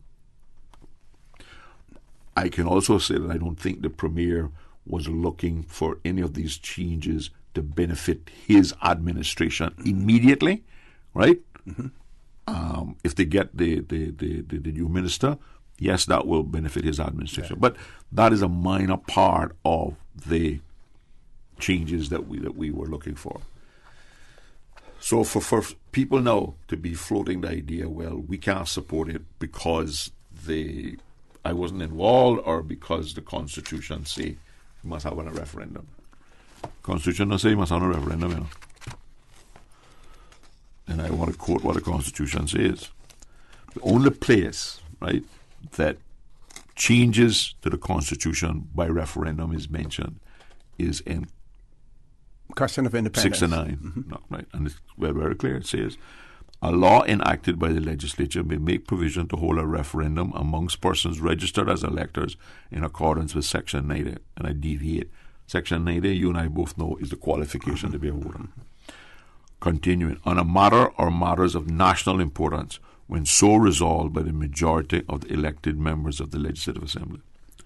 But the question of whether the Cayman Islands should seek any amendment to this Constitution that may result in their independence shall be deemed to be a matter of national importance. So it's only if we're changing stuff that is going to result in us going independent that needs to go to the public. And the public, by referendum, voted for this, you know. Mm-hmm. Mm-hmm. So while I am not adverse to having a referendum on it, I do not believe that the Constitution requires a referendum to change it. Mm-hmm. Now, when the Premier came to me originally, I said, Mr. Premier, you know me. I am not going to have anything to do with anything being done behind closed doors or in secret. This has to be a public discussion, right? The final thing has to be a debate in the Legislative Assembly for an upvote or a downvote by the members of the Legislative Assembly where the public can understand exactly what we're doing. I am not going to be a party to do what we did to the judges. Okay. And in fairness to the Premier, he agreed. Mm-hmm. And we have both made public all along the way what the progress is and what we were looking for, right? So for people now to say, well, I don't know, well, anybody that wants to come and sit down and talk to me, I'll go through every one of the things that we asked for. So I support the changes that we negotiated. I still support the changes that we negotiated.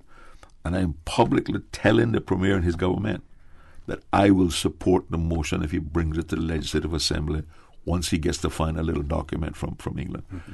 And to the best of my knowledge, they're only still talking about, because we know, and I've said so publicly before, that the British government did not agree to removal of Section 125, which is the right of Her Majesty's government to form laws and good governance and all that. Mm-hmm. Now again, proof that removing that clause will not result in independence is Bermuda's had it many, many years. Yes. Gibraltar don't have it.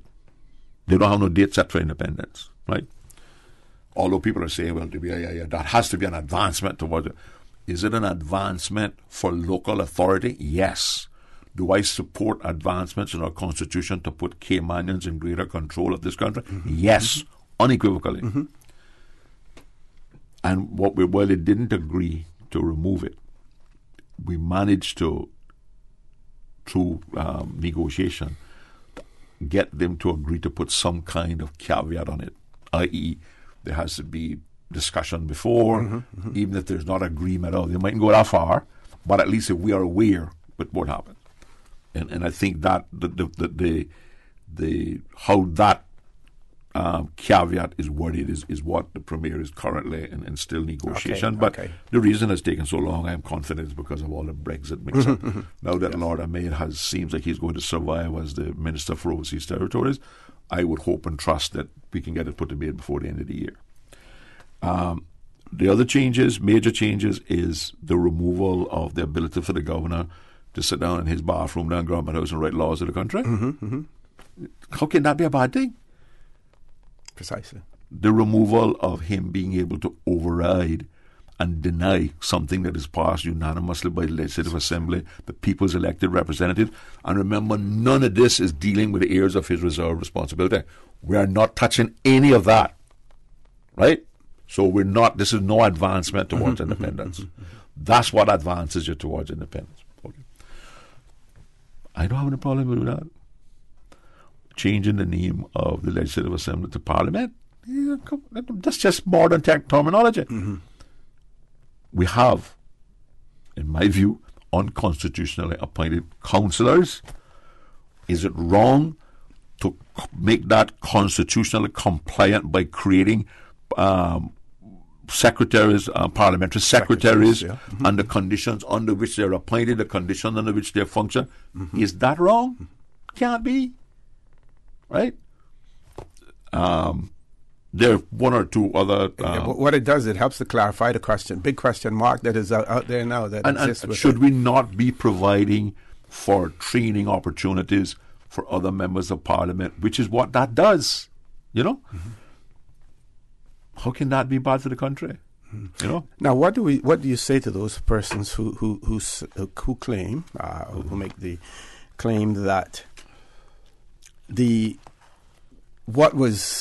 what they thought and what was really the impetus behind all of this was the overreach by the UK and their understanding that in going to the UK to talk, to negotiate, it had to do primarily with the overreach by the UK Parliament as That's opposed true. to anything else. The request to remove 125 is directly related to that. Okay.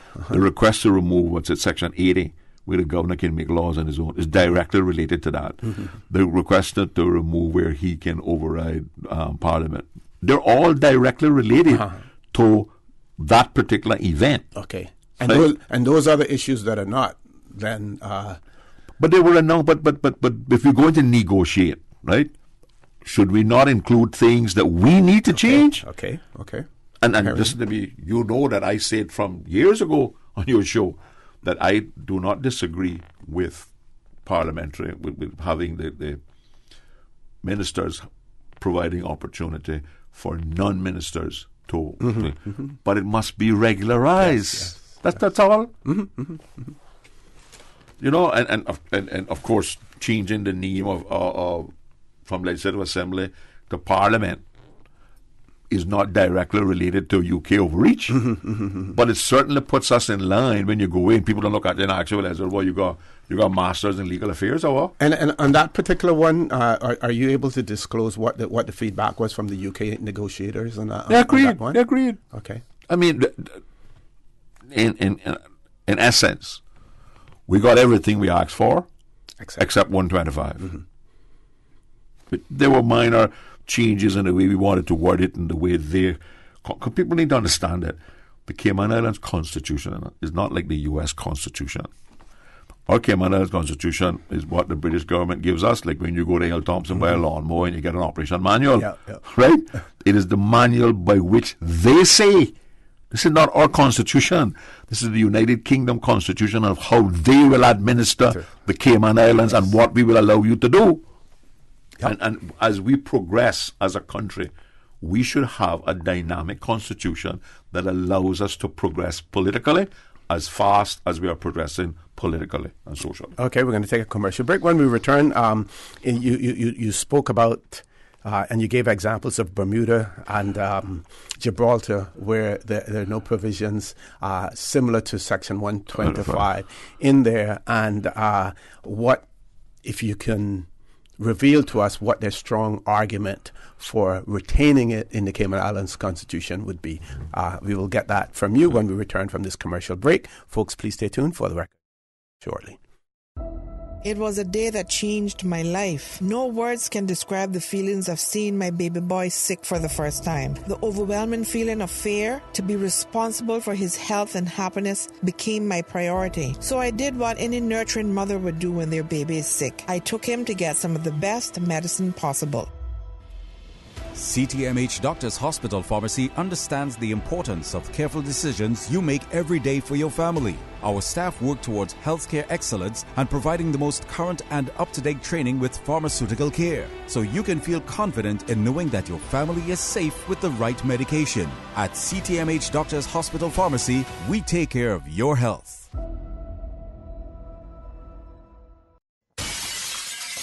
Sometimes things just don't go as planned. That's why you need Contractors All-Risk Insurance from Fidelity Insurance Brokers. Ensure you're covered in the event of property damage and third-party injury or damage claims during your construction projects. And with Fidelity Insurance Brokers, you can be sure you are getting competitive pricing and superior customer service. Call us today for a free quote. Fidelity, we're good for you. Have you seen the latest? Cayman has been ranked the most expensive place to live. It's time to buy smart. It's time to buy Ropers. Find everything for your home and kitchen at low prices at Ropers. Ropers Janitorial, 949-2511. Email janitorial@ropers.ky. Clean up your spending with Ropers Janitorial, 949-2511. Ropers Janitorial also offers complete janitorial service for commercial, industrial, and residential. They get the job done right every time. Ropers Janitorial, 949-2511. Have you ever felt that there is something bigger out there for you? Something more positive, something more powerful, something all good, something bigger than yourself? Do you want to give back to this community? Your community? Together, Rotary Central, Rotary Sunrise, and the Rotary Club of Grand Cayman are hosting a membership meet and greet social Thursday, August 15th at Pepper's Restaurant, 5 to 7 p.m. Come along. Bring a friend. Find out what Rotary is all about, what Rotary is doing in your community. So, see you there, Thursday, August 15th at Pepper's Restaurant, 5 to 7 p.m. We're looking forward to meeting you. Rotary, connecting the world. Hi, I am 23-year-old Francine Wright, contestant number 5, representing the beautiful and vibrant district of Georgetown. I am a huge foodie that loves to travel, meet people from different cultures, and try new foods. I'm very family-oriented, with my idea of a good time being at the beach or around the pool with the ones I love. I'm passionate about community service and helping those around me. I hope to see you all on the night one of us is crowned the new Miss Cayman Islands Universe 2019. Be there on Saturday, the 17th of August at the Ritz-Carlton. For the record, with Orrett Connor. Initiating system. For information that matters. For the record, with Orrett Connor. Continues right now on Radio Cayman. Good morning and welcome back to For the Record. In the studio with me, none other than Mr. Ezra Miller, MLA, Mr. Ezra Miller, representing District of Northside in our Legislative Assembly. He's also the chairperson of the Public Accounts Committee as well. We're discussing the constitutional negotiations that took place in the United Kingdom in December of 2018. We're talking about some of the points of contention, those that were agreed, those that were not agreed to, those that are still under consideration as well. One in particular, Section 125. You heard Mr. Miller speak to the fact that similar provisions do not exist in the Bermuda Constitution, nor does it exist in the Gibraltar Constitution in relation to Section 125. And for the benefit of our audience, if you could read Section 125 of the Cayman Islands Constitution Order 2009, I think that would be helpful also, Mr. Miller. Mm-hmm. Yeah. While you're looking for that, I just want to remind our listeners that our phone lines are still open. You can call us on our toll-free number, provided courtesy of Flo. That toll-free number is 1-800-534-8255. You can also call us on 949-8037 and 949-6990. Email us at fortherecord, one word, fortherecord at candw.ky. WhatsApp us on 925-3261. Mr. Miller. Section 25 is captioned "Power reserved to Her Majesty." Yes. We know that means basically the elected government. There is reserved to Her Majesty full power to make laws for the peace, order, and good government of the Cayman Islands. That's the section that they used when they did the open register legislation in House of Commons. You were asking the question of whether what I believe that Bermuda and Gibraltar don't have it. Right. And did they put up an argument as to why we shouldn't be removed from our constitution? I gotta be careful how I phrase because I don't want to create a wrong impression. But I think I would summarize it and say is that they trust Gibraltarians and Bermudans more than they trust us. And I think that covers all of the things. I suggested to the because they will tell you now that, well, when we took it out of the Bermuda Constitution, we kind of understood that they would eventually seek independence within a reasonable time frame. Not only that, if I may interrupt, when you look at the Bermuda Constitution, 1958, look at the voting rights in Bermuda at that point in time. Look at who could run for office in Bermuda, and look at who controlled it. So it wasn't done for black Bermudans. If we look at Gibraltar, similar situation. And not only that, Gibraltar is a part of the European Union to a certain extent. So they couldn't have draconian legislation there that would diminish the power of the Gibraltar Parliament, because the Europeans just simply would not stand for that.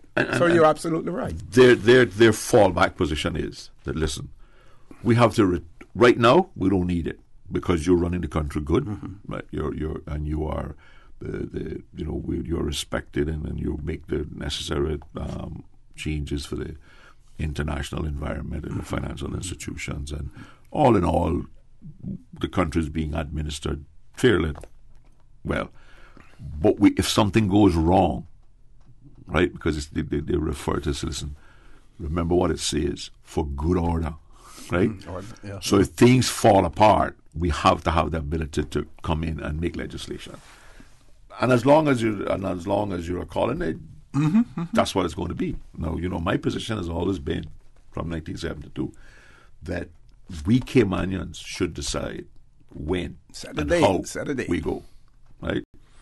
So, but I can clearly see that, in my view, none of the things that we negotiated with the UK advances the country or will result in the country going independent. I joked with the lead negotiator. I says, well, so you're suggesting that we need to do what the Bermudans did. We need to select a date, remove the clause, and then when that date comes, say we're not doing it, right? And the clause will be gone, right? Yes. Because the other question is that if this clause is so important, why haven't you reinstituted it in these other places? But that's their fallback position, and their position is that they need to have that reserve power. Yeah. What I have to remind myself to do is to look back at the verbatim reports from the 2009 discussions, constitution negotiations, and see what argument was put forward, because it was certainly discussed there. I'll have to look that up. And like I say, I am the kind of person, when I take part in something, I might not win all the argument, but I respect democracy and I respect the process of negotiation. And I certainly, I'm not going, having been a party to the negotiations, having been involved in the selection of what we are going to negotiate for, and having been involved in developing the process of negotiation, I am not now going to take a political expedient position and say I don't support it. I agree what we're doing. Now I know we've been hearing your personal opinion all along, but, except for, when things are factual, your opinion is your opinion. What would be your opinion in relation to, since there is now a change in the leadership of the opposition, where do the results of those negotiations stand? Do they stand to be renegotiated because there's a new leader of the opposition, or what is there is there? My view is what is there was there. What was negotiated in good faith with the leadership at the time. Mm-hmm. That's like telling me that every law that Theresa May wrote is going to be rewritten now because we have a new prime minister. I don't think that the change in leadership should derail what has been done. If the current leader of the opposition wants to take a position in the Legislative Assembly that him and other people, certainly the deputy, is in no position to change his mind, having been a part of the whole thing, and they can't hide behind something that we don't. So he's like the signature on the petition. Can't change it now, right? And well, I mean, we all can change our mind, but there must be a rationale for changing your mind. And I don't suspect that the UK will pay any attention to such a request if it was to come from the leader of opposition that he thinks the constitution talk should be renegotiated, because if he feels he was not a part of it, that was his choice. He certainly had ample opportunity to be a part of it. Can you explain that for us?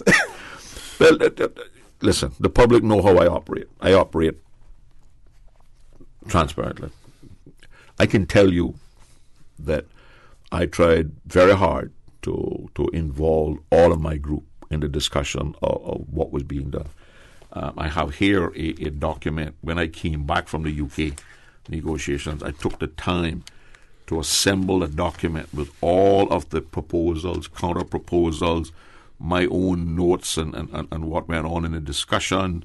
I even went to the trouble to take it to Quick Images and had it bound and presented to them on the 16th of December 2008. I set up, I requested that we have a retreat to talk about this document. They selected the date, they selected the time, and they didn't show up. Interesting. So none of them can look me in the face and say, well, Ezra, you went to the UK and you did things that you didn't tell us you were going to do.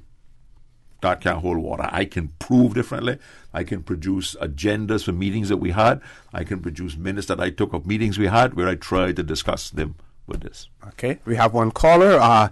DJ Lim, we may go over your 9:30 next break if you don't mind, because this call may take longer. Caller, good morning. Welcome to For the Record.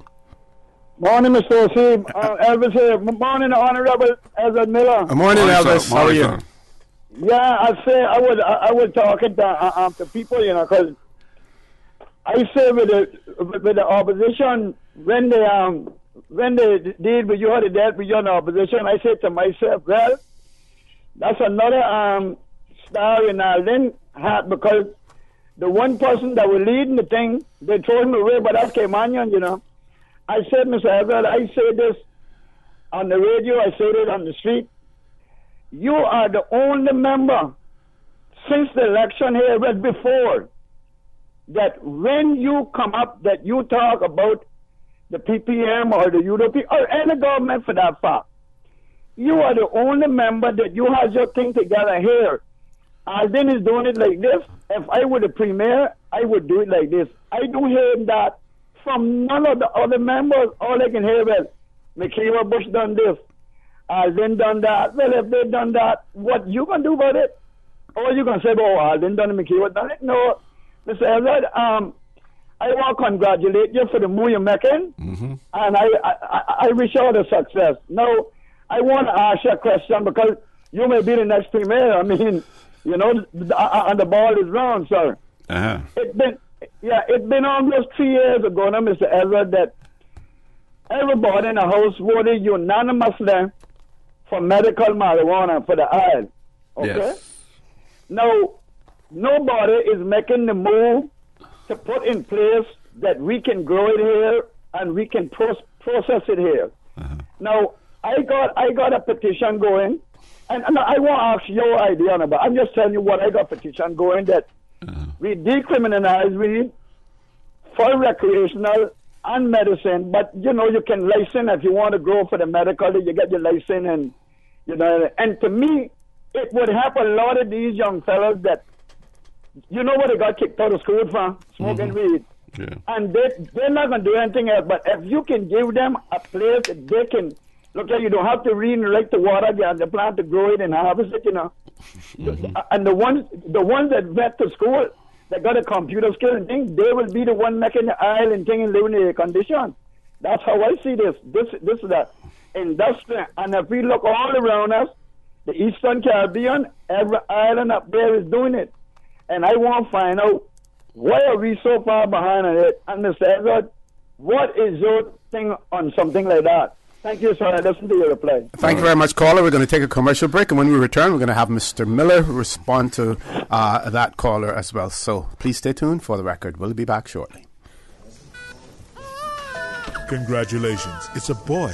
During the greatest events of your life, whether or not you have the right health insurance coverage should be the last thing on your mind. That's why at Fidelity Health, we are committed to helping you get matched with the right plan to suit you and your family. We offer a range of plans to suit your budget, plus access to a network of quality care throughout the Caribbean and the USA. You can relax and enjoy life's greatest moments when you are covered with Fidelity Health. Call us today at 949-7822 for a free quote. At Seaboard Marine, customers often ask us questions about their shipments. I have various items coming from different suppliers that I need to ship to Cayman. Do you offer consolidation? Yes. Seaboard Marine offers consolidation for full and less than container loads. We can hold your packages at our Miami warehouse until everything arrives and ship it all in one go. And we have the best rates to Grand Cayman. Visit seaboardmarine.com for more information. Shipping shore to shore, Seaboard.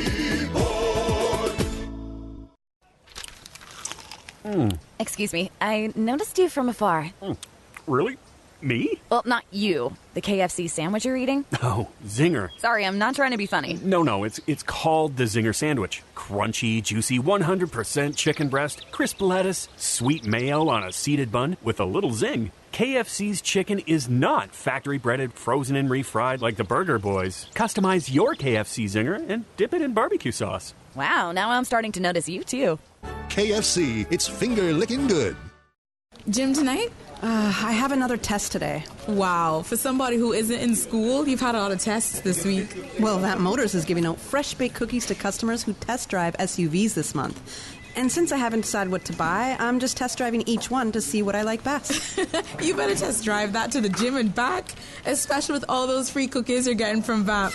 Take a test drive for a sweet surprise this August at Vamp Motors. Test drive any SUV and receive a freshly baked cookie. It's our way of saying thanks for dropping by to check out our huge sale on every SUV in stock. Save up to $4,400 during Vamp's summer SUV sale. Now through the end of August. That's every SUV in stock on sale. Save up to $4,400 or put the savings towards upgrading your vehicle. Sweeten the deal with Vamp Motors, Walkers Road.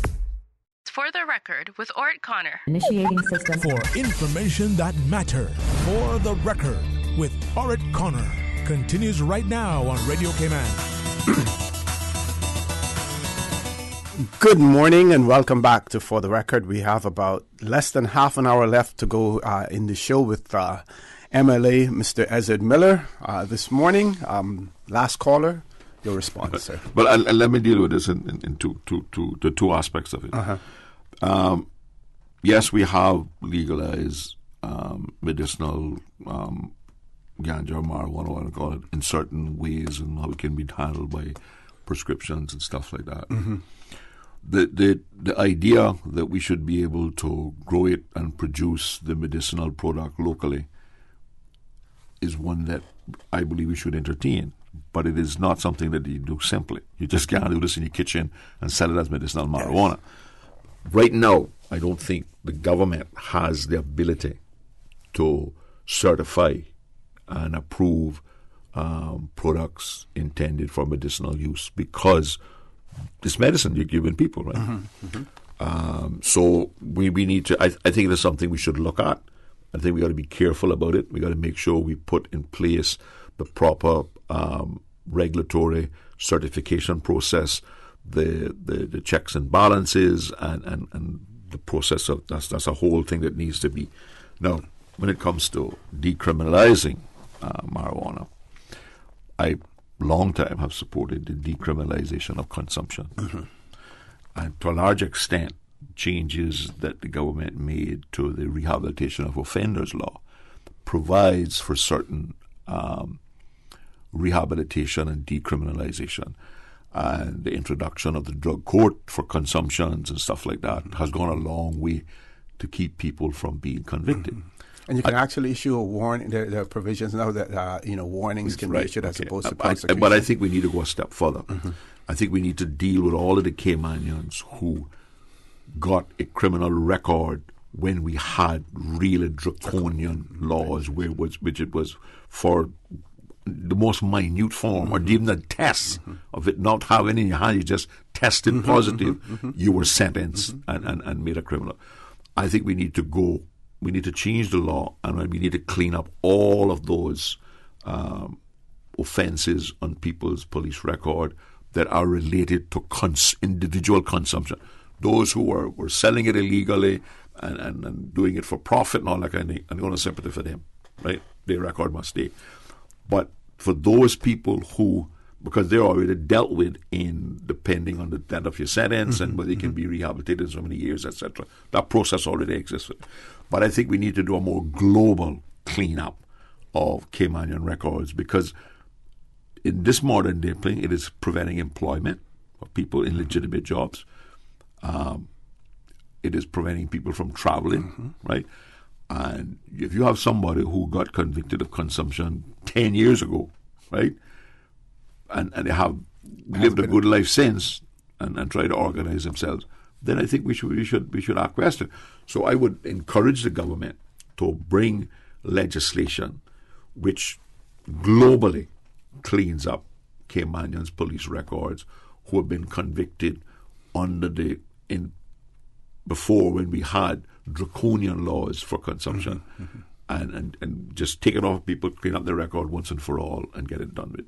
Because as it stands now, those persons who fell into those categories, they have to make the application to have their record expunged. And it's a process now. You got to appeal to a board and all that kind of stuff. I think it just needs to be done. Listen, because we haven't heard how many people are actually taking advantage of that. Well, it would be interesting to know. I have a problem with that, and I didn't support that when the government brought it, because the process was before that once that time expired, it was the responsibility of the police to clean up your record, and if they didn't do it, they committed an offence under the law.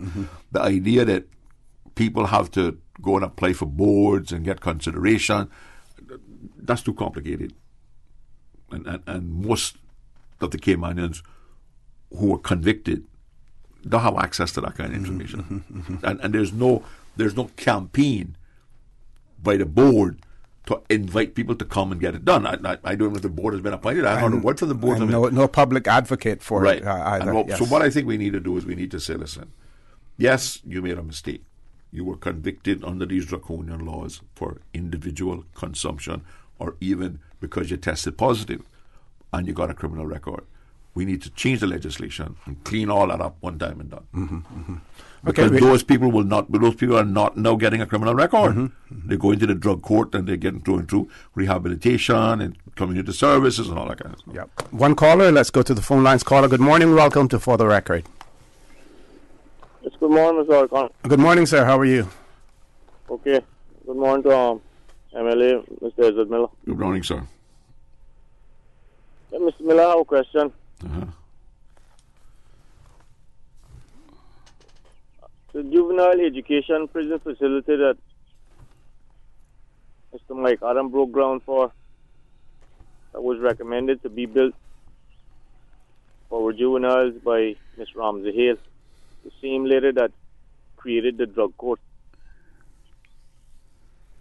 Why is it that government continues to hesitate in having that facility built? I can't tell you what their rationale is. I think it should be built. The problem apparently was that we just had too much fancy stuff in it, and what we need to do, we're doing the same thing with the mental health facility now. Instead of building a facility that is designed for Caymanians, it is practical, it is simple to build, it provides all of the opportunities for treatment and residence.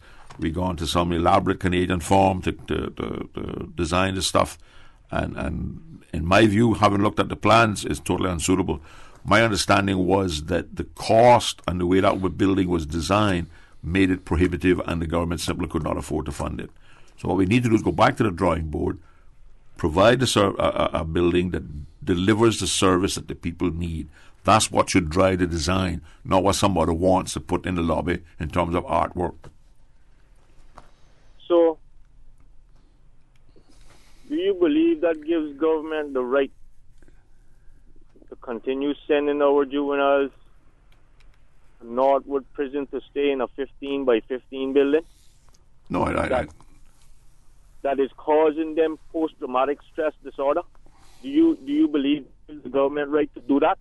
No, I don't support that. But on the other hand, the government has to live within its means, and it needs. And I don't support the government system of priorities. I would much rather see them build a juvenile facility and a proper mental health facility and a new primary school in the middle of the island than build a port. But they're the government. They were elected by the people to govern, and that's their priority, the port. Yes, well, if that's the case, if they're having financial problems, as they say, why is it that they continue to give away hundreds of millions of dollars worth of concessions to billionaires? Why do they continue to do that? Because the system allows it, and they maintain the system. The system is wrong. What that is being done, in my view, ultra vires of the hotel aids law.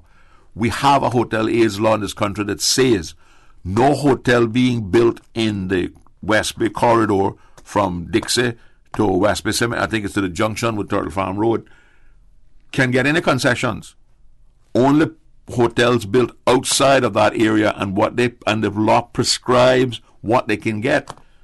They pay a reduced duty. They have to pay duty. The government has already given away over, probably going on $2 billion now worth of concessions. How much longer will the government continue to give away billions of dollars worth of people's money when we need things such as trade schools in our country? Well, they will continue as long as they're the government. That's the modus operandi. Next year, 2021, the public has the opportunity to take them out, put some people in that can put priorities on for Caymanians and the needs of Caymanians and not for developers. Well, if you become part of a new government, which is a possibility, selection, will you all see to it that concessions are collected and put towards things that the Caymanian people need? Absolutely. If you follow the discourse in the Public Accounts Committee, we have said the government should stop doing that. And we have said if they're going to do it, it must be done properly. You can't have an individual developer coming in and negotiating his own deal.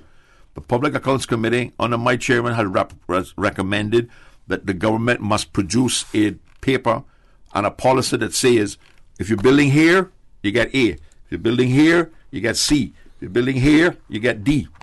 And that's what you get. Not you come in and depending on who you're influencing and who you're talking to, you determine what you get. Thank you very much, Mr. Miller. Thank you. Thank you very much, caller, for that as well. We're going to take our last commercial break for the morning. 15 minutes to go after that. Mr. Miller, I want to also give you an opportunity to talk about your district as well, if there are any issues, questions. I have a question in relation to the road going out to Kaibo out there and what's happening, with that as well. The conditions are getting worse and worse. More people are building. Trenches are being run across the road, and we see nothing happening. Folks, please stay tuned for the record. We'll be back shortly. Have you ever felt that there is something bigger out there for you? Something more positive, something more powerful, something all good, something bigger than yourself? Do you want to give back to this community, your community? Together, Rotary Central, Rotary Sunrise, and the Rotary Club of Grand Cayman are hosting a membership meet and greet social Thursday, August 15th at Pepper's Restaurant, 5 to 7 p.m. Come along. Bring a friend. Find out what Rotary is all about. What Rotary is doing in your community. So, see you there. Thursday, August 15th at Pepper's Restaurant, 5 to 7 p.m. We're looking forward to meeting you. Rotary, connecting the world. At Seaboard Marine, customers often ask us questions about their shipments. Hi, I'm thinking of buying a car from the States. Which port do you ship out of? Hi, we ship out of Miami, Houston, and Brooklyn. Just let us know your port of choice and we can provide you with a quotation and answer any questions you may have on insuring and protecting your vehicle during its journey. Shipping shore to shore, Seaboard. This is Caitlin Tyson, your reigning Miss Cayman Islands Universe, here to encourage you all to attend this year's pageant on Saturday, August 17th at the Ritz-Carlton Resort. It's going to be an amazing event. Tickets are on sale now at Sand Angels in Camana Bay and Funky Tangs in Georgetown. There's limited seating, so be sure to get yours soon. Thanks to our corporate sponsors, the Ministry and Department of Tourism, Cayman Airways, Hurley's Media, and Radio Cayman. Hello, I'm Joseph Woods, the Acting Port Director. Our port facility is the hub of the Cayman Islands commerce and economic activity, handling $658 million in imported goods annually. From groceries to construction materials, all sectors of our economy depend on the port. But it is now 40 years old. Its infrastructure is degrading, and we feel the strain from insufficient space for both cargo and cruise operations. The time is now. A new expanded port facility is needed to allow both cargo and cruise to operate efficiently and to support our island's continued growth and development. Support the port, support our tourism, support Cayman's continued growth and development. For the record, with Orrett Connor. Initiating system. For information that matters. For the record, with Orrett Connor. Continues right now on Radio Cayman. Good morning and welcome back to For the Record. Before I pass the mic back over to Mr. Miller, one of our listeners has written in and said, OC, it is a fact that the CPR group were telling people that the only way they would get more information is to sign the petition. So many people did. The referendum question was not whether to stop the port or not. So someone has just written in and said that again, pointed that out again. Yeah. Okay. Your district, Mr. Miller. Well, Northside is moving along happily. We had a wonderful Senior Citizen Day yesterday. Unfortunately, I couldn't attend, but we celebrated Mr. Clinton Whitaker's birthday. And that the senior citizens are meeting every Tuesday now, so under my sponsorship, and they're enjoying it, and I'm enjoying it whenever I can be there with them. You asked about Waterkey Road. Mm-hmm. Well, let's deal with the restroom first. I understand that some of the people down there have appealed the planning decision, but as usual, our planning stop notices mean you can go on, so we're building it. Yeah, I see the roof is. It's progressing good. My cyclists, whenever we stop there on a Sunday, say, we hope that they're not being paid by the hour for this, because this is taking a long time. But we hope this job works. They had some issues for when they started to do the soil testing. Okay, that they had to put in pilings and stuff like that. So that's lost. But it's coming. It's coming. It'll be finished. But Waterkey Road, yes, Waterkey Road is the worst piece of arterial road that exists in the country. But here's the problem. The roadway was gazetted in 1984 and 1986. Mm-hmm. Problem is, at the time, the government couldn't afford to build it under 30 feet. So what we have now is in Cayman Kai was never designed, the lot size was never designed to build these 2- and 3-story buildings that they're building now in 6 and 7 bedrooms and all that kind of stuff. So those people are infringing in the road. Legally, the government has to build a road where it was gazetted.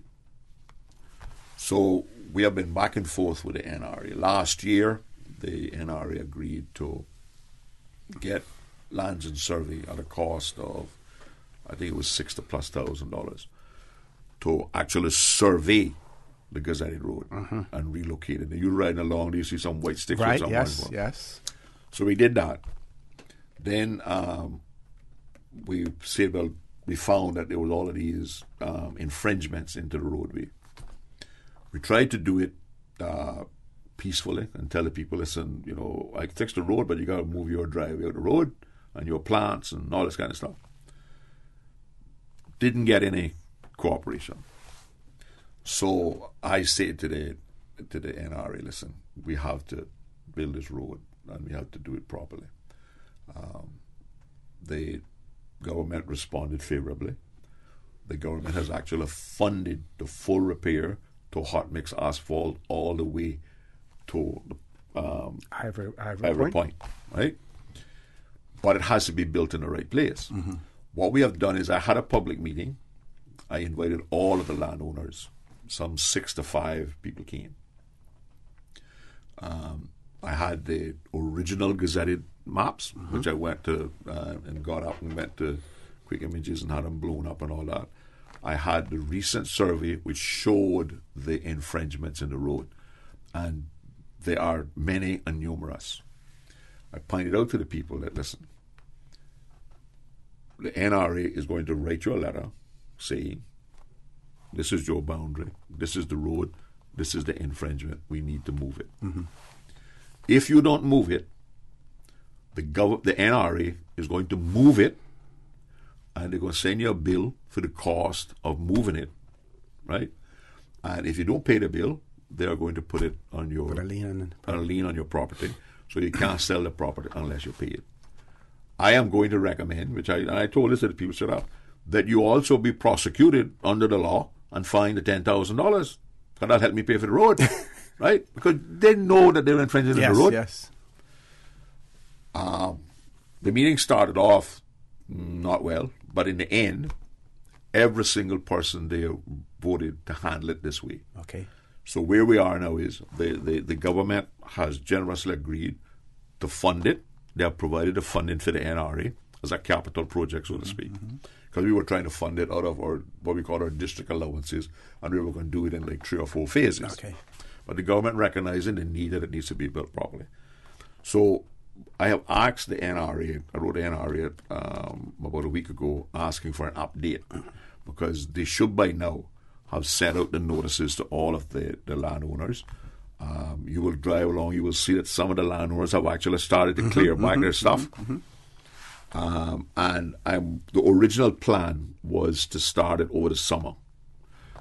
So I'm waiting now on an update from the NRA when they're going to start to build the road. Okay, that's good. That's good to know. So yeah, but my position is that if I just go in there and allow the government to regrade the road, and some of their suggestion was, well, take it off the guy on the other side. Well, the other guy on the other side shouldn't have your property because and there's no, they tried to tell me that because they had been infringing for more than 12 years. They had quiet possession of the road. No, it don't work like that. And most of these people know they can't do that kind of things in the communities they come from. But we come here, we let them get away with it. Yes. So because my question was going to be, what makes them in that area there any different from any other part of the island, where if the government needs to take the property, they go ahead and they do it. And in this particular case, it is government's property. Gazetted from 1984 and 86, I think the two pieces were gazetted. But it's good to know that they're cooperating. As a former property owner down there, I can tell you that the developers put every lot. They had 4 concrete markers on it. They know where the markers are. What do? They put down a wall, marker to marker, then they plant a hedge on the outside of it. Side of it, yes. Well, it's needed. And I'm sure that they themselves in there admit that they need to properly pave that. So many of them walk and jog there on a Sunday morning when we were in that area. It's unbelievable. When they get up and talk about, we didn't know that we were infringing on the road and this thing and that. I said, come on now, you know better than that, right? And they had all kind of excuses. Okay. It's going to be done, but it's going to be done properly. Yes. And correctly. Okay. And I think the road is gazetted 30 feet. So, subject to final designs by the NRA, I'm hoping that what we're going to have is basically 24 feet of hot mix with 3 feet on either side, which might just be please make them hot, mix the whole thing, and then put the solid white line there. Because when they put that gravel stuff, you can't ride on it, and it's difficult to walk on it too. As well. So that is what I would prefer. That's why I said. So I have advocated for a bike lane and a proper sidewalk, walking right. But those are, we got to work within the money that we have. But it's going to be an improvement. Yes. Right. I would still hope that we could get the at least 2 foot extra onto the 24 for a bike lane. Mm-hmm. But we're talking about it. Excellent. And the final points, closing comments from you? Well, no, I think that we're the other thing that I would like to make a public appeal for is that the Pilgrim Holiness Church is in the process of rebuilding their church and sanctuary. Yes. So I would encourage, invite, beg, plead anybody that has any extra funds or they would appreciate any donations that they could get to complete the sanctuary, because it'll be good for the community. Mm-hmm. They have a wonderful Friday evening youth program that they did. In fact, some of the kids are in Anguilla, I believe, right now at the Caribbean-wide youth conference. So they do a good job, and it's the church has a long history in the community and contributing to the community. So I invite members of the community, I invite members of the larger public, people in the financial industry who have all of this money that they need to get rid. Call them up and make them a donation. It'll be appreciated. It'll be put to good use. Excellent. Mr. Miller, I want to thank Thanks you. So we agreed every other Wednesday for now, and yes. And if I'm not coming, or if I happen to have to be off the island, I'll let you know. I know you always do. Folks, I want to thank you for allowing Radio Cayman, and by extension For the Record, into your homes, into your vehicles as you traverse the busy roads of the Cayman Islands, into your places of work, whether it be an office cubicle or if you're working in the outdoors. Oh gosh. Let me interrupt this for a second, because somebody sent a WhatsApp in and says, "Good morning. Please ask Mr. Miller, how is he coming with getting 18 people to join him to run in 2021 elections? Wish luck and hope." Of course, they didn't listen earlier, so they're going to have to go to the replay. Well, I mean, I am not going out there to solicit candidates. I want to make that clear. Yes, that is the duty of the electoral district committee of the party, is to find a candidate for that district. Right. Okay, excellent. So, folks, I want to remind you that we are our brothers and our sisters' keepers. There is always someone out there who's less fortunate than we are, and I ask you to extend a helping hand to them. If you can't do that, then I suggest you donate to a worthy charity, because we always want to consider those who need, not necessarily those who want or even those who crave. I say to you, have a great day. Continue to support your radio station, Radio Cayman. Join Sterling Dwayne Banks at 12:15 for Talk Today. And as usual, we ask the good Lord to bless these three beautiful, wonderful Cayman Islands. For the Record is brought to you by Vamped Motors, the only authorized Ford and Toyota dealership serving the Cayman Islands. Cayman Pharmacy Group, with a location in West Bay and professional pharmacy at CTMH Doctors Hospital. The Cayman Pharmacy Group has a location for you just around the corner. Seaboard Marine, with over 35 shipping ports, find your shipping solution by calling 949-4977 or visit seaboardmarine.com for competitive rates. Rotary Central, for more than 110 years, Rotary members have used their passion, energy, and intelligence to take action on sustainable projects. Fidelity Bank, for all your banking needs, visit fidelitygroup.com. Fidelity, we're good for you. And Roper's Janitorial, complete janitorial service for commercial, industrial, and residential. They get the job done right every time.